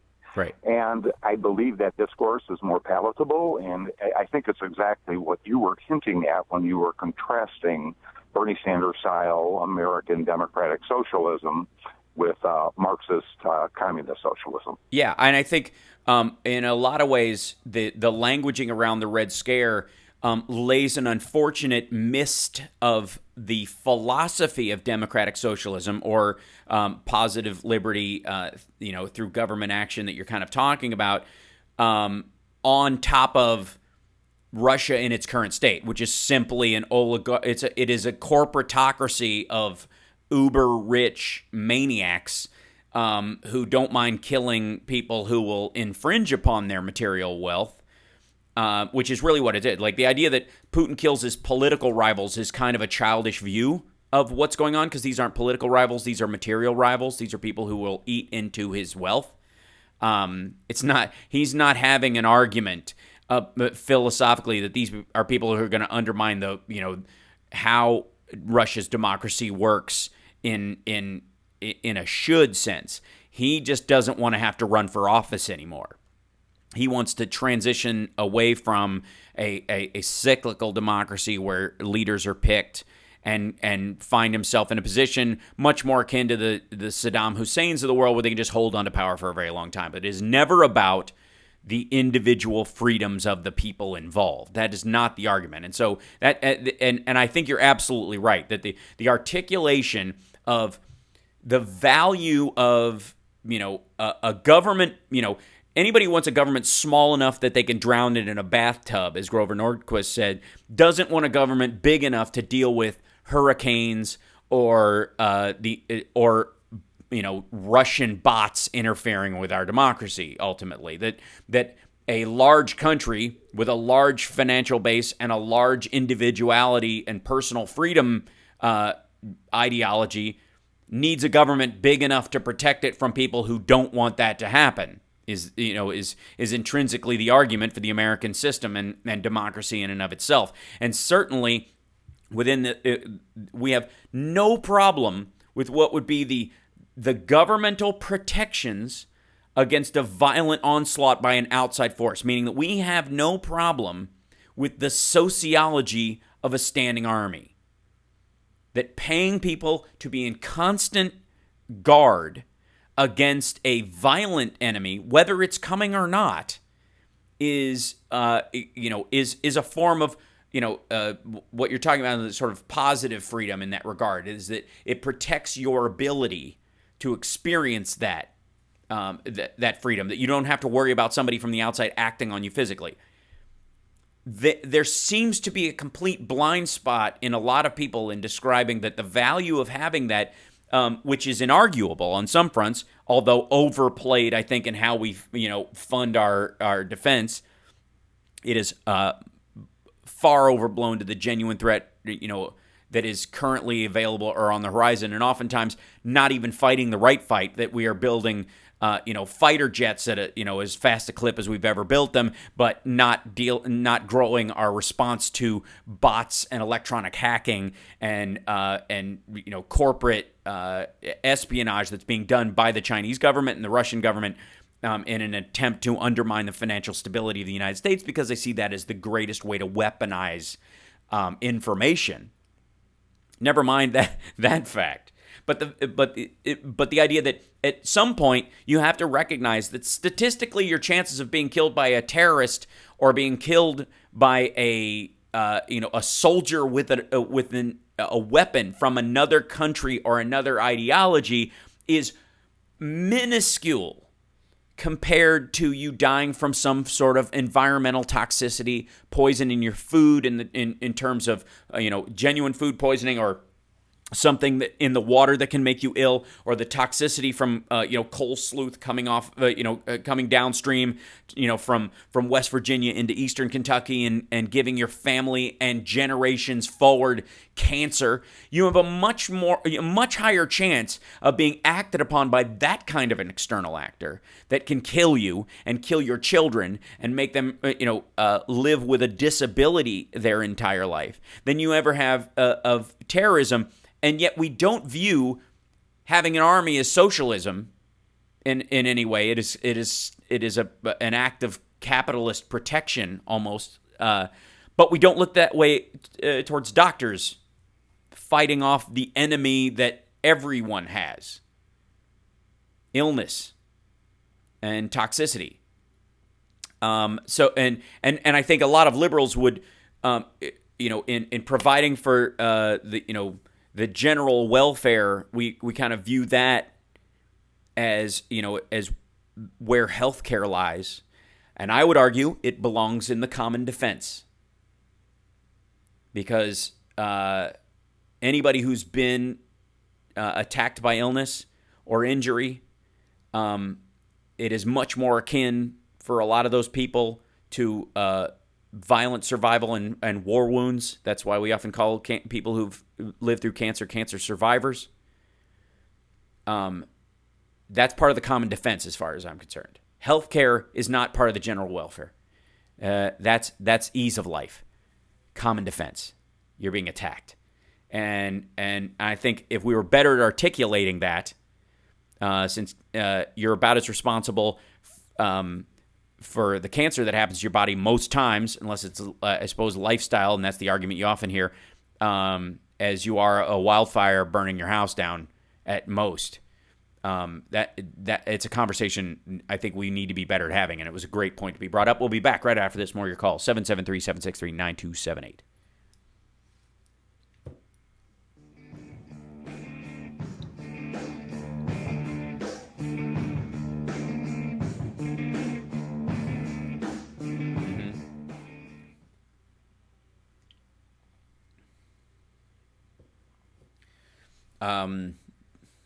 Yeah, Drift Glass, totally. So sick of all it, those benefits and protections. By the way, most of what you're talking about, with the exception of national parks, and that's why they're the first to be attacked, all benefit industry in the long term. And that's one of the reasons why they get a little bit better protection across the board. The highway system is integral to industry. You know, without the highway system being built, there is no Walmart, for example, because that's a shipping and trucking magnate who eventually decided, why don't I just stop and build a store with all the stuff that's in my truck every 16 miles. Without the U.S. government specifically making the act of the interstate highway system, the national highway system, there is no Walmart. And so they have a benefit for it being at least functional. Not good, not pretty, but there. So they want a form of sort of communistic protection. That's right. So yeah, and socialism provide Walmart security locally and nationally. Absolutely. When feeding hungry kids was a national defense priority, good times. That's right.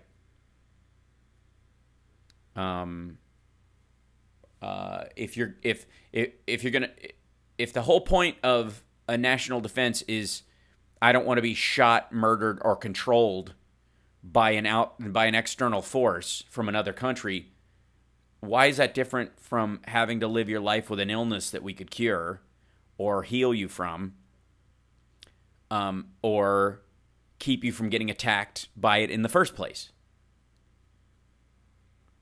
That's right, Rocky Mountain Mike. As it should, because, how would Big and Little Enos Burdette, make wagers if not for the Eastbound and Down? By the way, Eastbound and Down is funny because if you'll notice in that song, it's westbound and down first, because they have to drive west, go pick it up, and drive it back. So in the beginning of that song, if you'll notice, the chorus is westbound and down, loaded up and trucking. So anyways, there, little known fact. That's right. The legal system, Carl, it's an excellent point. The legal system is one of the biggest reasons why corporations use like to be housed in the United States, have their corporate headquarters in the United States, but do all their stuff outside the rest of the world. Why so many multinationals do that is because we have the strongest legal protections. And if you want a patent upheld and all those kind of stuff, we have the most sound legal system to go after. And even 20 seconds, okay, and you go Paul, Veronica, and Ann. Cool. Thank you. Those protections are more soundly protected here in the United States, and so they want the benefit of that, but they don't want to pay the taxes to support it.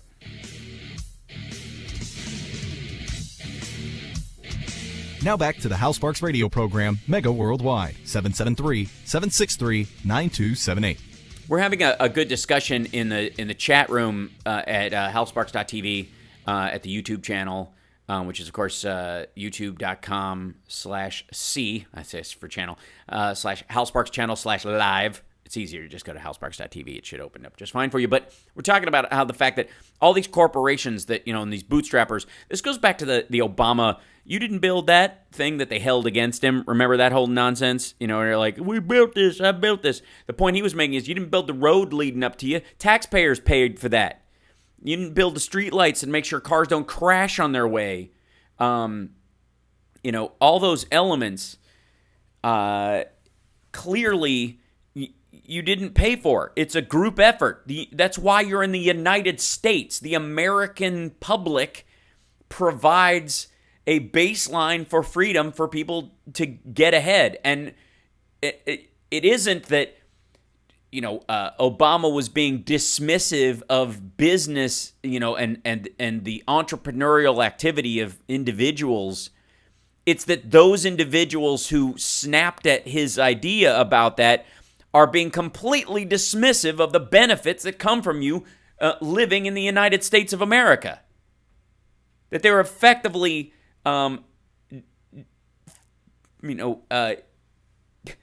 relieving themselves on the history of the United States and the benefits you get. Because what makes this country special but for that you have to you can actually get ahead. And there is no caste system. There is no class system that holds you permanently in that. Well, one of the reasons is other people made sacrifices so that could be there. And that the industry itself, over time, benefited from the fact that the American people decided, you know what, we need something that everybody can benefit from, like the interstate highway system, without which is a huge act of government, by the way, without which there would be no Walmart.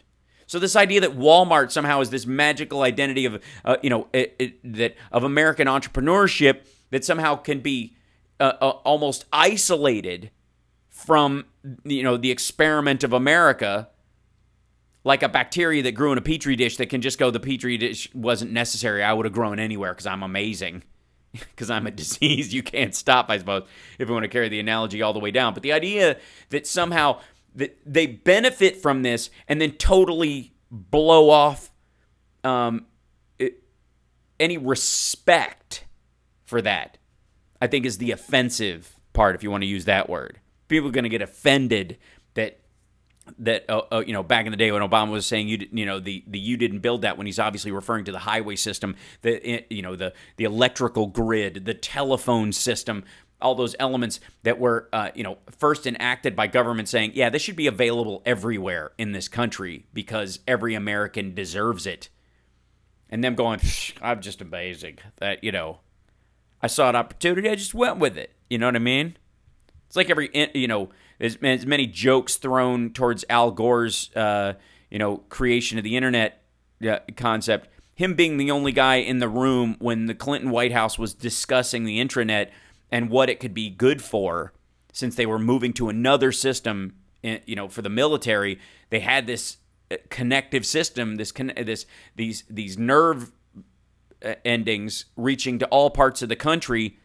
And across the ocean as well. What could we use it for? Him being one of the few people in the room who going, well, I think it'd be great for business. And then everybody who made money off that business, I got to get these calls, but I want to say, there was a great example. I was watching a talk by Elon Musk, who's adorable, at a science symposium in New York, I think it was. It might have been in D.C., but they were, it was like this kind of national gathering of, what the future holds and all this stuff. And if anybody's seen my stand-up, they know I know more about this than even Elon does. But that's for another day. One of the guys who was interviewing him was this older guy who was saying, to Elon Musk, because they were talking about landing the booster rocket and keeping it because it was worth saving. He was saying, why didn't NASA ever do this?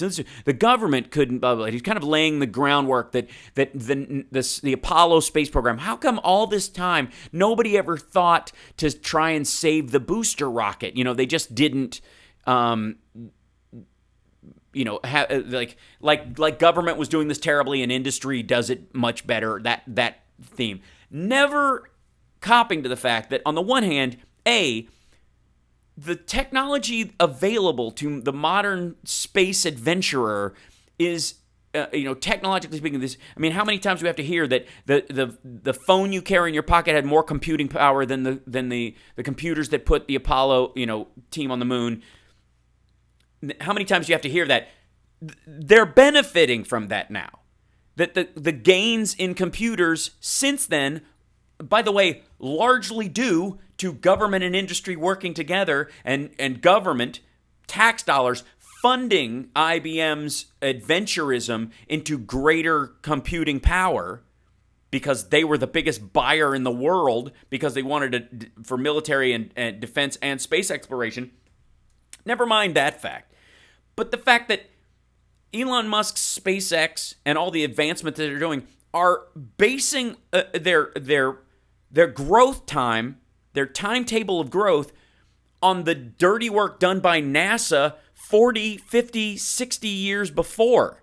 The governmental agencies and the scientific discoveries made by people using way less efficient machinery, building it as fast as they could, advancing it as best they could under the conditions and circumstances that they could, that this idea that somehow as an internet entrepreneur, you would have just made millions of dollars in some other industry if you were born in the 60s is an absurdity because the opportunity did not exist.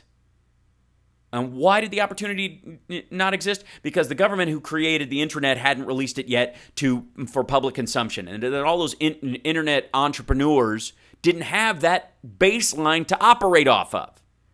And so this guy's insulting idea, there's an older gentleman, insulting idea that somehow that how fast SpaceX is gaining ground, and it is awesome, somehow dismisses all the work that NASA did up to this point, is again this kind of arrogant dismissal of the value of living in a country like the United States and all those quote-unquote socialist support structures like an electrical grid, like a highway system, like a military that protects your freedoms during the time while you're growing your business and doing all these other things.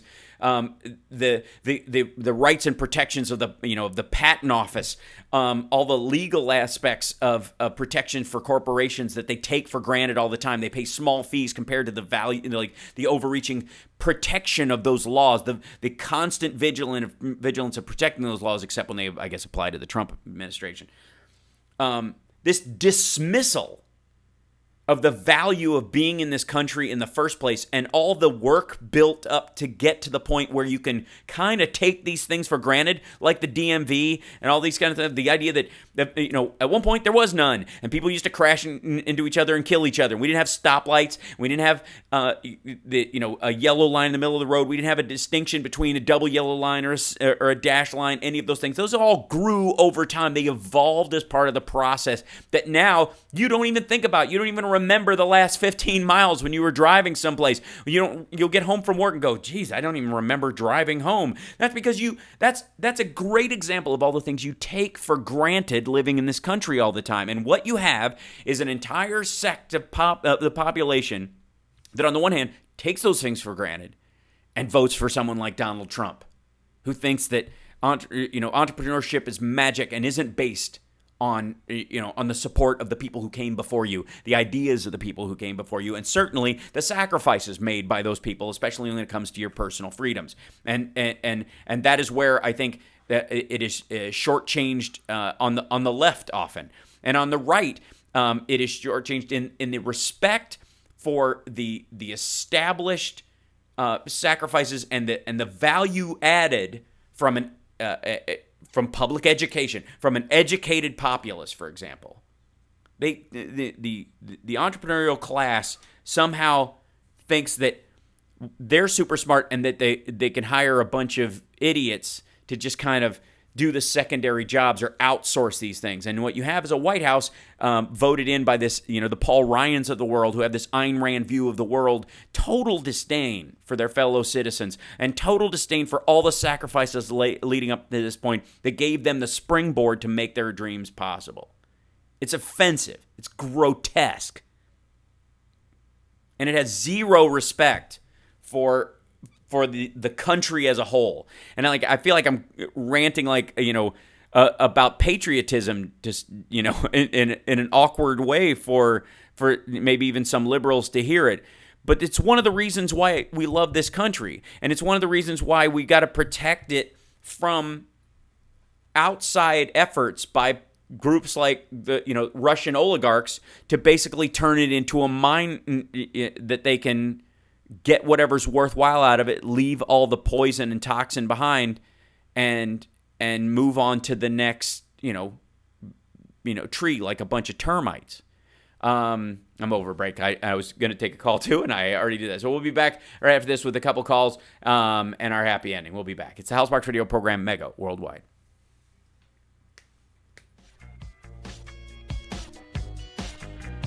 Oh, don't get me started on libertarians. Jesus.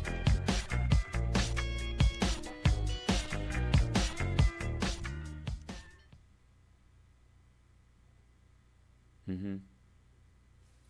Thank you, Tom, by the way.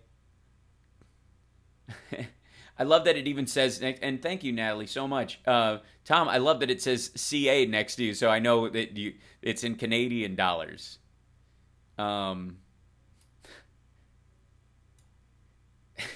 Which is almost identical to the U.S. dollar right now, for the most part. I don't know what the current exchange rate is, but I think it's adorable that YouTube feels the need.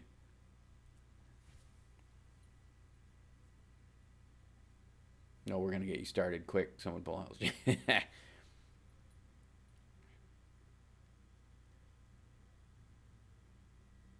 Yeah, Steve. Or even beyond government, without community, without everything that's led up to that point. I mean,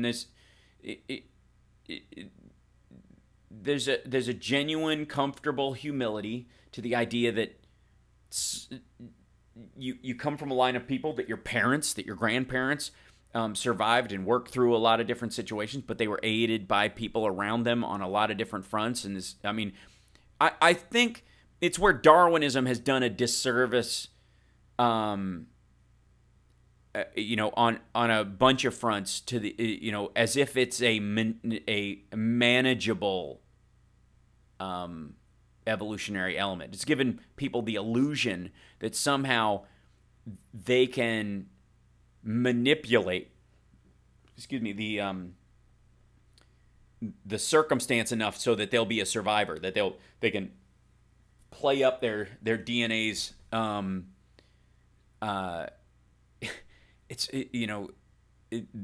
survivability of their DNA as if they really have a say in it, because I don't care how rich you are, like the Romanovs, for example, they can argue that they did everything right from a Darwinian standpoint. They became the ruling party of this, and the crowd ate them. From a evolutionary biology standpoint, they created an environment for themselves to get as many resources as they would need, if not more. They would be able to survive all kinds of external threats in terms of environment and all these kind of things. And then they got killed by a bunch of people who... Welcome back to the Hal Sparks Radio program, Mega Worldwide. It's now time for the happy ending. Welcome back. We've got a couple more calls. Let's take a couple more of those. Lady B, who do we have? We have Veronica. Cool. Hey, Veronica, welcome. Hi, Hal. How are you? I'm awesome. Thanks. Go ahead. I have to tell you, I agree. I agree with most of what you're saying about Donald Trump, and I agree with what your position is on Bernie Sanders. But I have two questions. Sure. On Facebook, when someone puts out something as fact, I always come back with the word link to ask for the proof that they're supporting their position of. Mm-hmm. And I would ask you the same thing, because I haven't seen any proof provided except very, very vague 17 intelligence agencies, including the Coast Guard, have said that Russia has hacked. And if you have information and proof, and if you've been provided proof that Russia hacked into this election, I would love to have that so I could share it.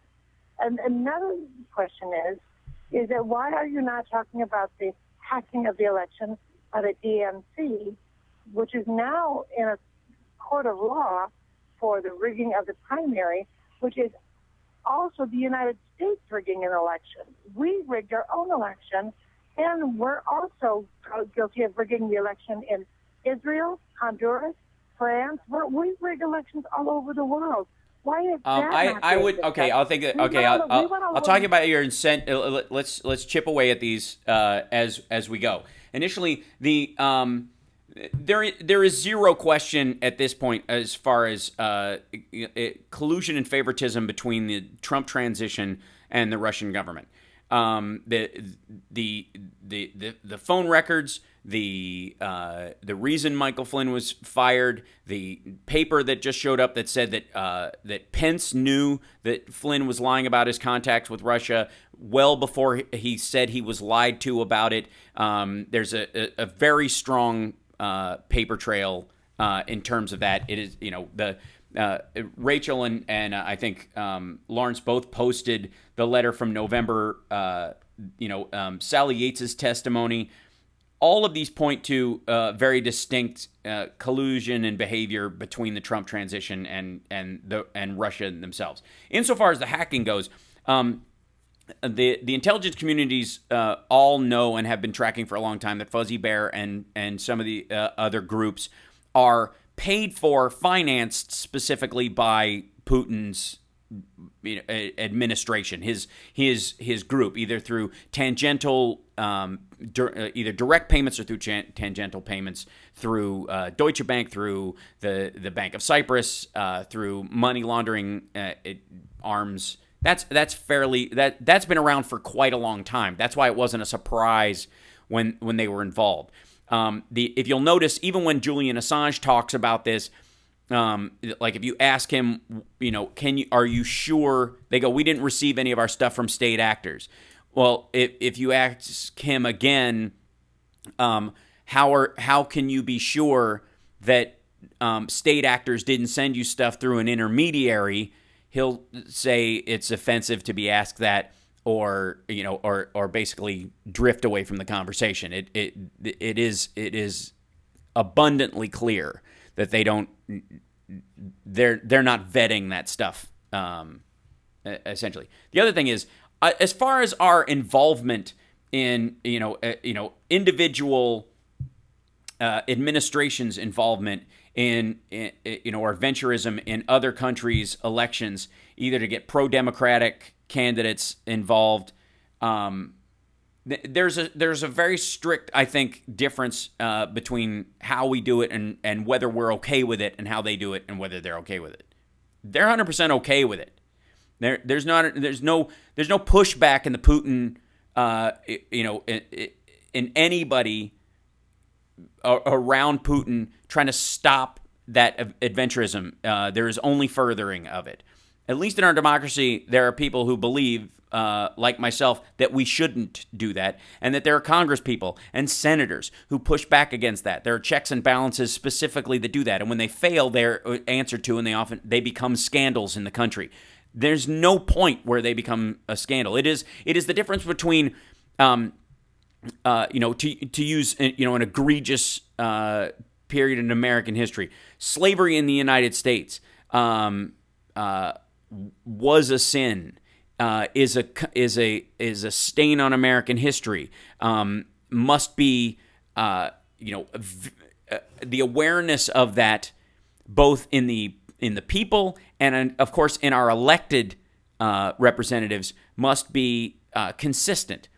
That's not to say that that sex slavery that happens in the United States or indentured servitude, when we find out that it occurs, is the same as that, because it's illegal in the country now. We have laws against it. When we find out that it is happening, it is a scandal, and we fight back against it. That is a very distinct difference than previous to the Civil War, people being okay with slavery in any of its forms.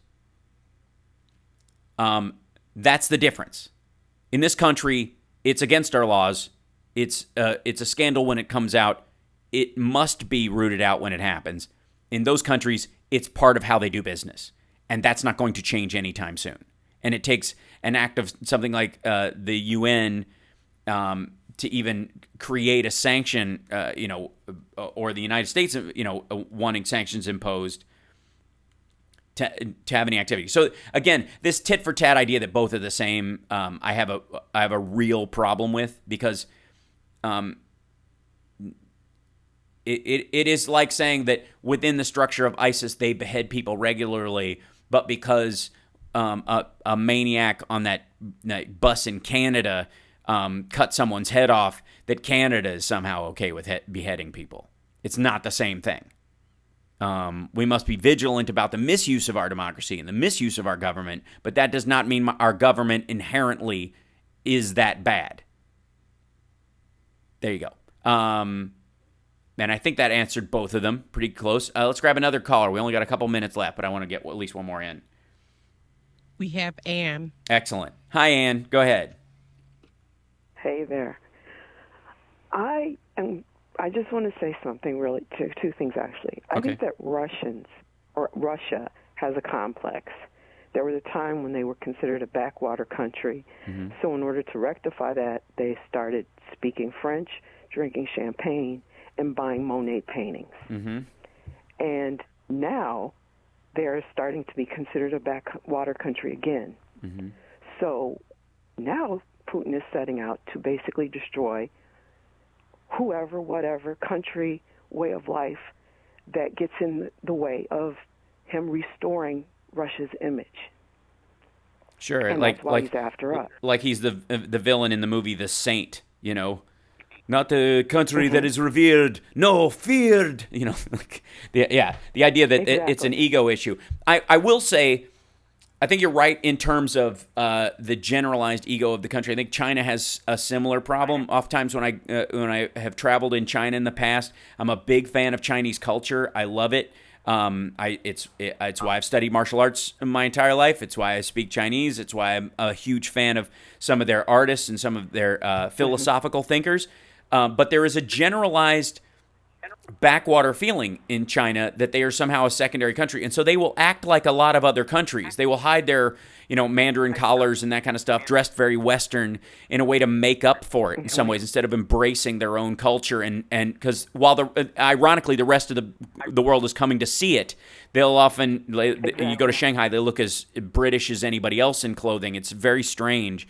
And I think Russia's the same way. They don't really produce anything anymore of worth in the world, and it's a tough one. Propaganda and lies. Sure. Well, that's Putin, and I think that's just oligarchical control. I don't even think that's what I'm saying is that doesn't service the Russian people's issue that you're talking about. I think you're absolutely right. The Russians are very much like Iranian people. They're very Western friendly. They're very interested in it. I think the Moscow Music Peace Festival showed that very well. That they're very much sort of normalized Europeans in terms of their music tastes, their home style, what they like to live like. Culturally, very little difference between them and Norwegians or any other Northern Europeans or French or even ironically Ukrainians. But Trump's relation to Putin and their ego problem is, I think, the story of an entire show, and I thank you for bringing that up. We're out of time, but I will say that these are two men with major daddy issues and major ego problems, and are probably the most dangerous aspects of both of them because of how they act out in the world. We'll be watching with bated breath following the French election tomorrow. This manipulation cannot stand, and as Americans who believe in democracy and love our country, it's something we should care a lot about. There is no Red Scare, and there's no us and them. Think about it. We'll be back next week. Cheers.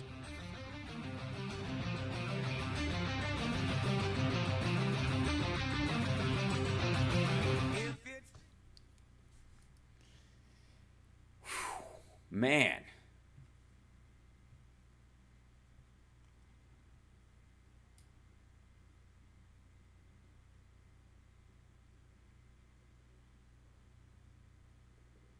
Have a good weekend. Thank you. You too. I really appreciate it. I was just I was a bit rantastic today, but I needed to get a bunch of that off my chest. There you go.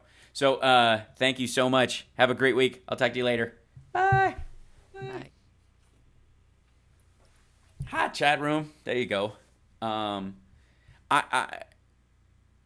have a feeling that Macron might learn from Hillary and their experience, because I think the one mistake the big mistake that the Clinton campaign made was that when all these leaks happened, they didn't even go through all this stuff because they were just nervous about, because like Powell's shit talking everybody, undermining him as a potential in the future to run as a legit Republican candidate, for example. Let's not forget that that's a strong possibility. But this idea that that Clinton should have, I believe, said, yeah, they hacked John's emails. Not everything in them is true. Not everything that's in that, that's in those emails is what he wrote or anybody else wrote, for that matter. And I think that is clearly the case.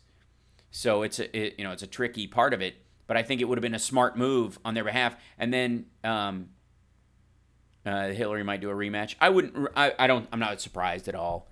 As of today, is 73 cents on the dollar. I'm glad it's up from when I was shooting Queer as Folk. Now, just for the Canadian people, but the country's like 25% off when you go visit there. They use John Kerry technique of handling false crap. Yeah, I agree. Did you ever watch you on Lab Rats and you go, well, is my dad on TV? Yeah, he does. Yeah. He just thinks it's normal, though. He just thinks, oh, Dad's on TV. There's my dad on TV a lot. Just, it's just, it's outlandish when you're not used to it. And yeah. Hope the French people ignore Facebook. I think ultimately you're seeing more of a pushback. We'll see. He may see a bit of a bump from this. It'll certainly change how people do internal conversations. The problem is that people will start.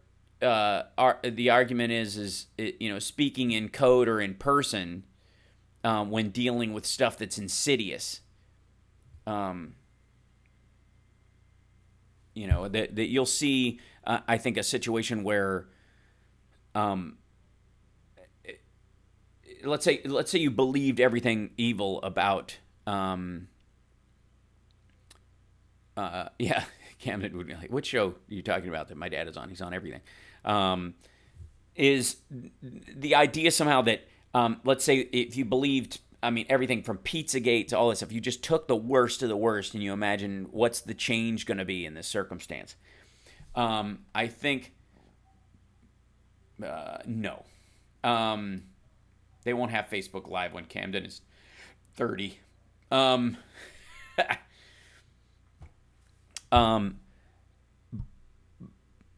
That it'll simply mean that there will be a new sort of hyper encoded way of discussing those things.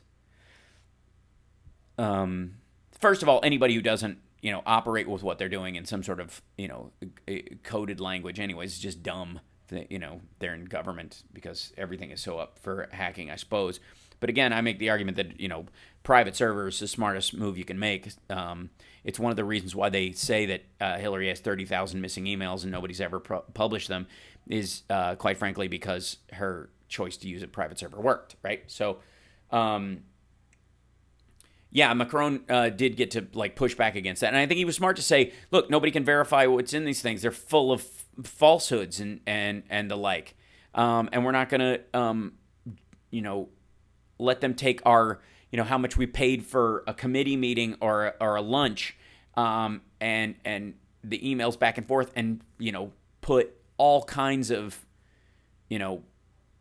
nonsense in just to mess with it. So.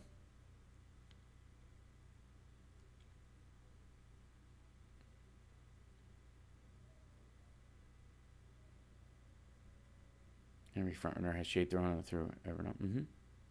I talk about this week's purity test. Obama giving a speech on Wall Street, while giving away 5 times as much as he's getting. Yeah, no. I did a little bit last week. ultimately, I think I have no problem with people getting paid to give speeches to people. Period. I've done stand-up, like corporate stand-up, and you could arguably trace back, if you wanted to, connections through any corporation to me getting something that they've done that I would not be for, but that doesn't mean me performing for the people who are working there today is the same. So I find it an absurdity. It's, again, that's right. He donated the money. Like, it's silly. And to go there and go, yeah, you guys are going to pay me. I'm going to take your money, which isn't going anywhere else. This is speaker fee you're not going to give to this guy in your budget for speaker fees. I'm taking it, and I'm going to give it where I think it should go, and I'm going to go talk to you about something. And I'm not going to be a jerk, but I am going to talk directly about what I care about and what I think a priority is. There's zero problem with that.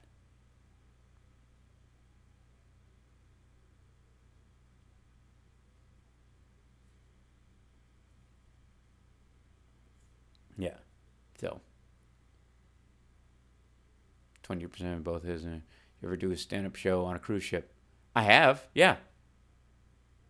I filled in for Roseanne. Roseanne had to ditch out on a gay cruise she was doing stand-up on, and I was the last-minute fill-in for that, so I did it on there, whatever. And it was a great experience. They had to sneak me to and from my stateroom to the stage and back because I couldn't walk through just the other times I've done a cruise ship, I could kind of speed walk through, and nobody kind of noticed, and I would just get to the other side. But on the gay cruise, they had to sneak me around because I wouldn't be able, I would get stopped every 8 feet, and that was that. I would have missed the show every single time, which was pretty great. But yeah, I don't have a problem with doing that.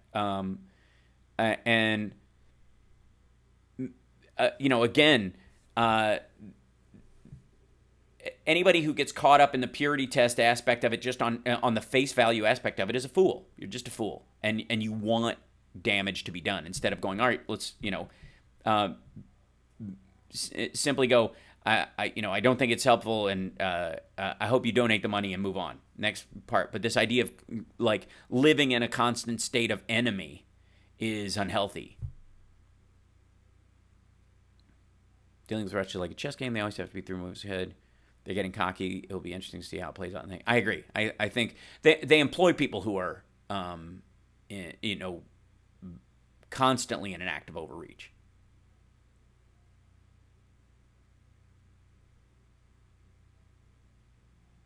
Unless Obama gives speeches in which he claims the private sector is the solution to our problems, there's nothing wrong with giving speeches. That's right. Yeah. Even like allegedly things that Hillary has said where she's like, some of the things that you guys do is very good. Like, how could you say that about Wall Street in any way? It's like, okay, people have mortgages. People who are good managers of those mortgages aren't the evil people that mess with the mortgage thing. Again, this goes to that whole idea that you can't have bonuses at all because, in the 2008, in healing the 2008 wreckage, that banks handing out bonuses to anybody was an affront to blah, blah, blah, when in reality, the people they were giving the bonuses to were the people who were helping them pay back the debt to the American taxpayer the fastest through newly limited outpourings, like bank accounts and all this stuff, which, by the way, in some cases, like, getting back to the point where they could lend money ended up being very helpful to both entrepreneurs and people who are managing things like the Tesla loan and the and Solar City and all the things that the Obama administration catches hell for. The people involved in making those happen or structuring them got bonuses and deserved it because they worked extra hard to make those things happen. They stopped doing one thing that might have been more profitable and started doing something that was less profitable to get this point, and that was the whole thing, move them in that direction. So the idea that they got bonuses in general form being evil is part of the problem, because then you just go, any business is therefore dark and evil, and then the minute you make money on doing anything, you'll run aground. You'll run into this thing where, like,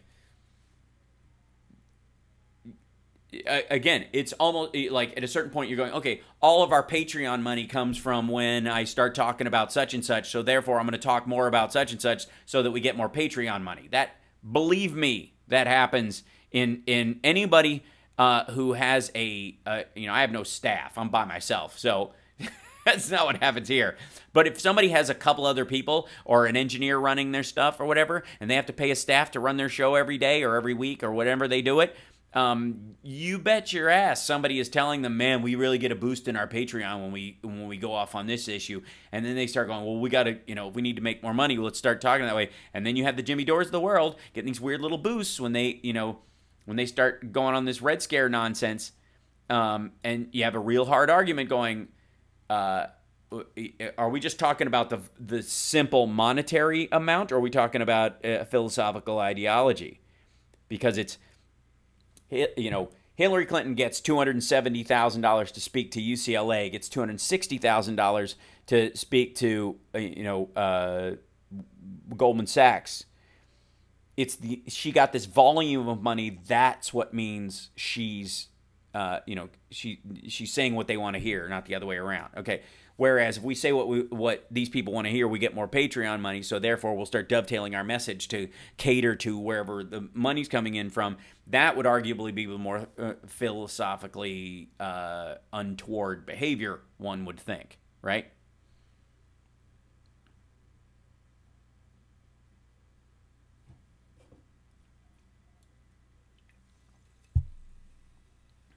Oh, by the way, let them go after Obama's pension to some degree, because they're not going to, they're not going to do it. It's just lip service. But he's not going to need it. Trump might, because if he loses his businesses or gets busted up, he's going to use that money just like he's using Secret Service money to keep some of his industries afloat. There is no post-Trump.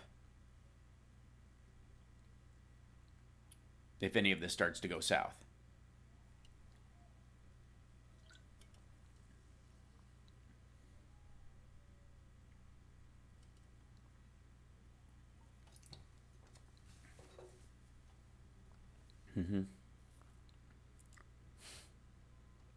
But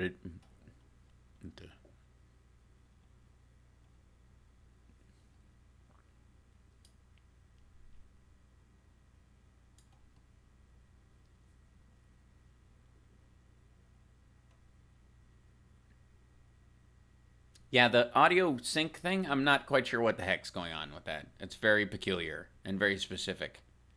I like a certain result. Yeah, exactly.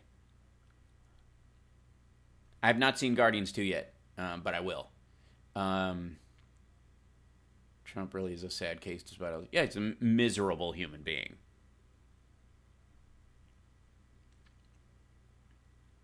I did see Keith's O'Reilly video.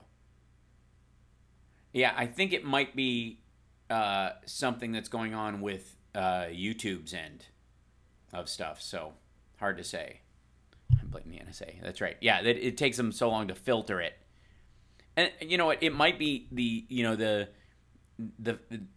delay software that they're using because of what's going on Facebook that allows them to kind of look at problematic stuff is different for video versus audio, and that the audio is faster getting through than the video is. And if something, if they hear a gunshot or something terrible, they can kind of click back to see what it was, and it gives them, their algorithm is a little wonky. I wouldn't doubt if something's going there. Yeah, I did stand up on the Progressive Voices thing. I'm pretty sure I can announce that John Fugelsang and I will be June 2nd in Phoenixville, Pennsylvania, at the Phoenixville Theater. I will post it this week. We have to confirm it on Monday, but I'm pretty sure May 2nd. It's John and I on the road for our first date together, and then hopefully using that as our springboard, if it goes well, to the next gig. He goes on vacation the very next day, so we're shoehorning it in last minute. So he might have to do his show, hop on a train down to Philly. I might have to grab him, drive him straight to the show, do stand-up. How does only have 5 subs? I don't know, Rez, why I only have 5 subs. I think it's because I just don't promote enough.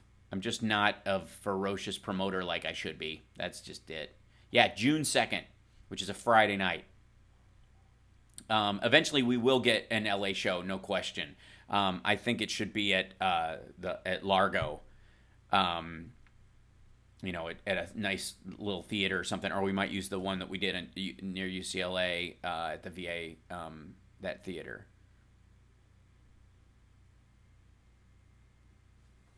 Let's see, because it's brought by anyone other than Alan. WCPT logo is a small. That's right. Yeah, pretty much it. And my videos online are like hours, or like we got 2 hours plus, and those aren't the ones that people tend to trade on. My reality is I need to either start cutting clips from the show and promoting them on the station so people get a little taste of it and join us in. That's the further work I need to be doing. That I'm aware of that on myself, but I also need to do short little attention getter videos, that are small, little, normal. Yeah, that's right. I'm not on the Young Turks network or any other kind of secondary network that has advertisers and all that kind of stuff that's pushing it the rest of the time. That's right. So there you go. And I had the little thumbs. Yeah. Don't forget to thumbs up it and like it every time. That helps a lot. I'll keep posting full shows. Yeah, no, these will always stay up, which is great. But in terms of, I'm just increasingly aware. Stop talking about it. Do it, Hal. Come on, yeah, because I don't have enough stuff to do. But yeah, you're absolutely right. I will. Hal, if you follow me on Twitter, I will promote the show, and then you can retweet so I can reach more people. Will do. I'm going to start pimping you out, dude. People need to see you. I appreciate that, Rez. Yeah, we need all the help we can get in terms of this. Again, this is... it's interesting being on... I think the last privately owned, if not the last completely progressive radio station in terms of WCPT, in the country, and then literally being in the Chicago market, just that, and then my own little slice of the internet world in terms of that. I don't carry, but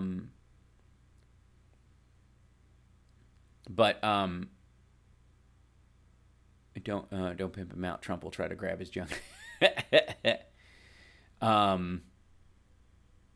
Yeah, he can't afford me. Just for the record, lots of Illinois people already either love or hate WCPT. Yeah, that's right. They exist, or they're an older group of people. That's the nature of radio anyway. So we'll get it. I mean, my listenership in Illinois is actually really solid, which is great. Well, thank you, Rez. Awesome. Yeah, the HSRPM hashtag helps a lot. As long as no one wants me on here, I'll type it. No one will, Carrie. You're safe, I think.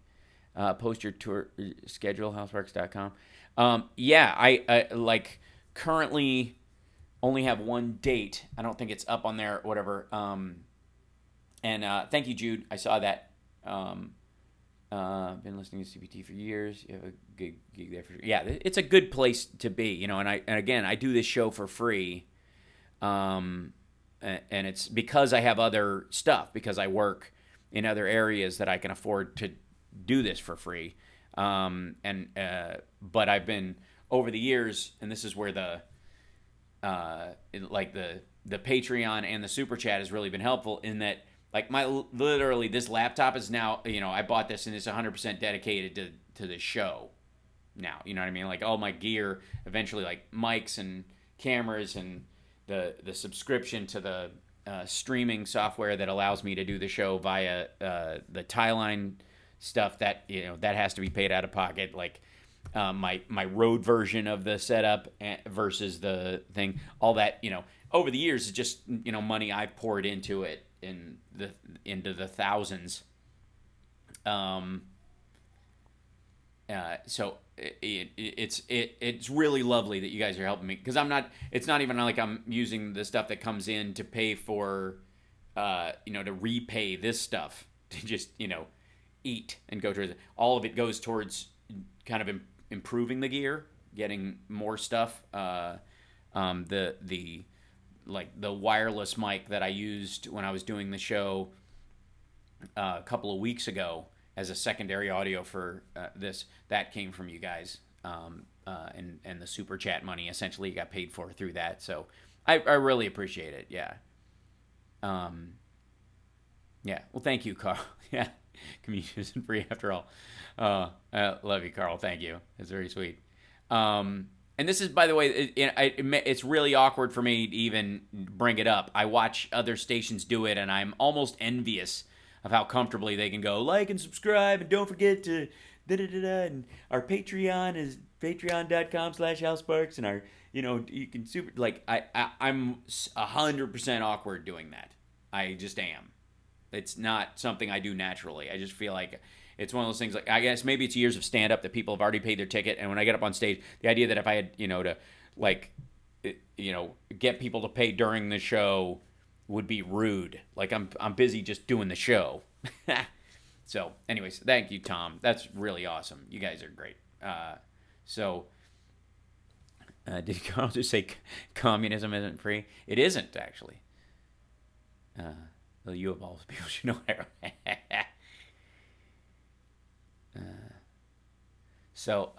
Anyways, that's I really appreciate that you learned from evangelists how to solicit money without fear. I didn't. If anything, I find them embarrassing, and so that's one of the reasons why I probably have an aversion to it. You know what I mean? Like, I have when I look at them kind of categorically, bilking people, yeah. Hi, Trish, posting here. Over to you. Okay, that's fine, Carrie. No problem. And it's here's the thing. I understand that this is a blind spot that I have. I understand that it is dumb to allow the misgivings and the actions of others to determine the goodness that you do in your own life. I get that. It's just it's an area where I'm thick and I'm aware and I'm trying to fix. So this is me trying to fix it. There you go. I got communism almost 30 years behind the times. No one is advocating communism anymore. Yeah, I completely agree, Steve. I think it's a little silly. I think they only advocate communism because it was a failed system, and then they tie it to socialism in an attempt to stain, socialist activities as a normal part of a democracy with communism. You know what I mean? So they can drive them back, and that's just industry wanting to guarantee themselves a wall, from people cutting into profits by insisting that they don't poison or kill people. Yeah, it is one of the parts that Bernie was ice skating up a hill against. I think he doesn't take enough care to separate the two ideologies for fear that certain people who follow him will take offense. So and again, this is where it's almost in the same route where Democrats, for fear of not seeming multicultural enough, didn't include, white in the conversation and disenfranchised a bunch of voters who felt unwelcomed. We're not talking about racists who supported Trump because they're genuinely, negative towards other people. Just people who felt left out of the conversation and didn't feel wanted, or felt like if they were an ally in the conversation, their worth was dismissed, and it muted their involvement. So that when Russia and Trump and these other actors came in and said Hillary's not worthwhile, it was the little push over the edge to just to opt out, right? I have an elderly patient who was active in the labor movement early on with her husband. Wow.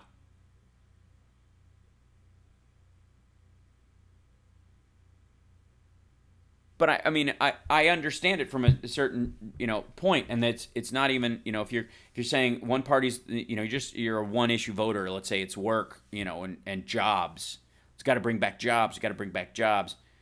When is season 2 coming out for? I don't know that there isn't one of Elite Four. Well, who do you think will sing against Trump first? How it will happen? I think Flynn's already doing it.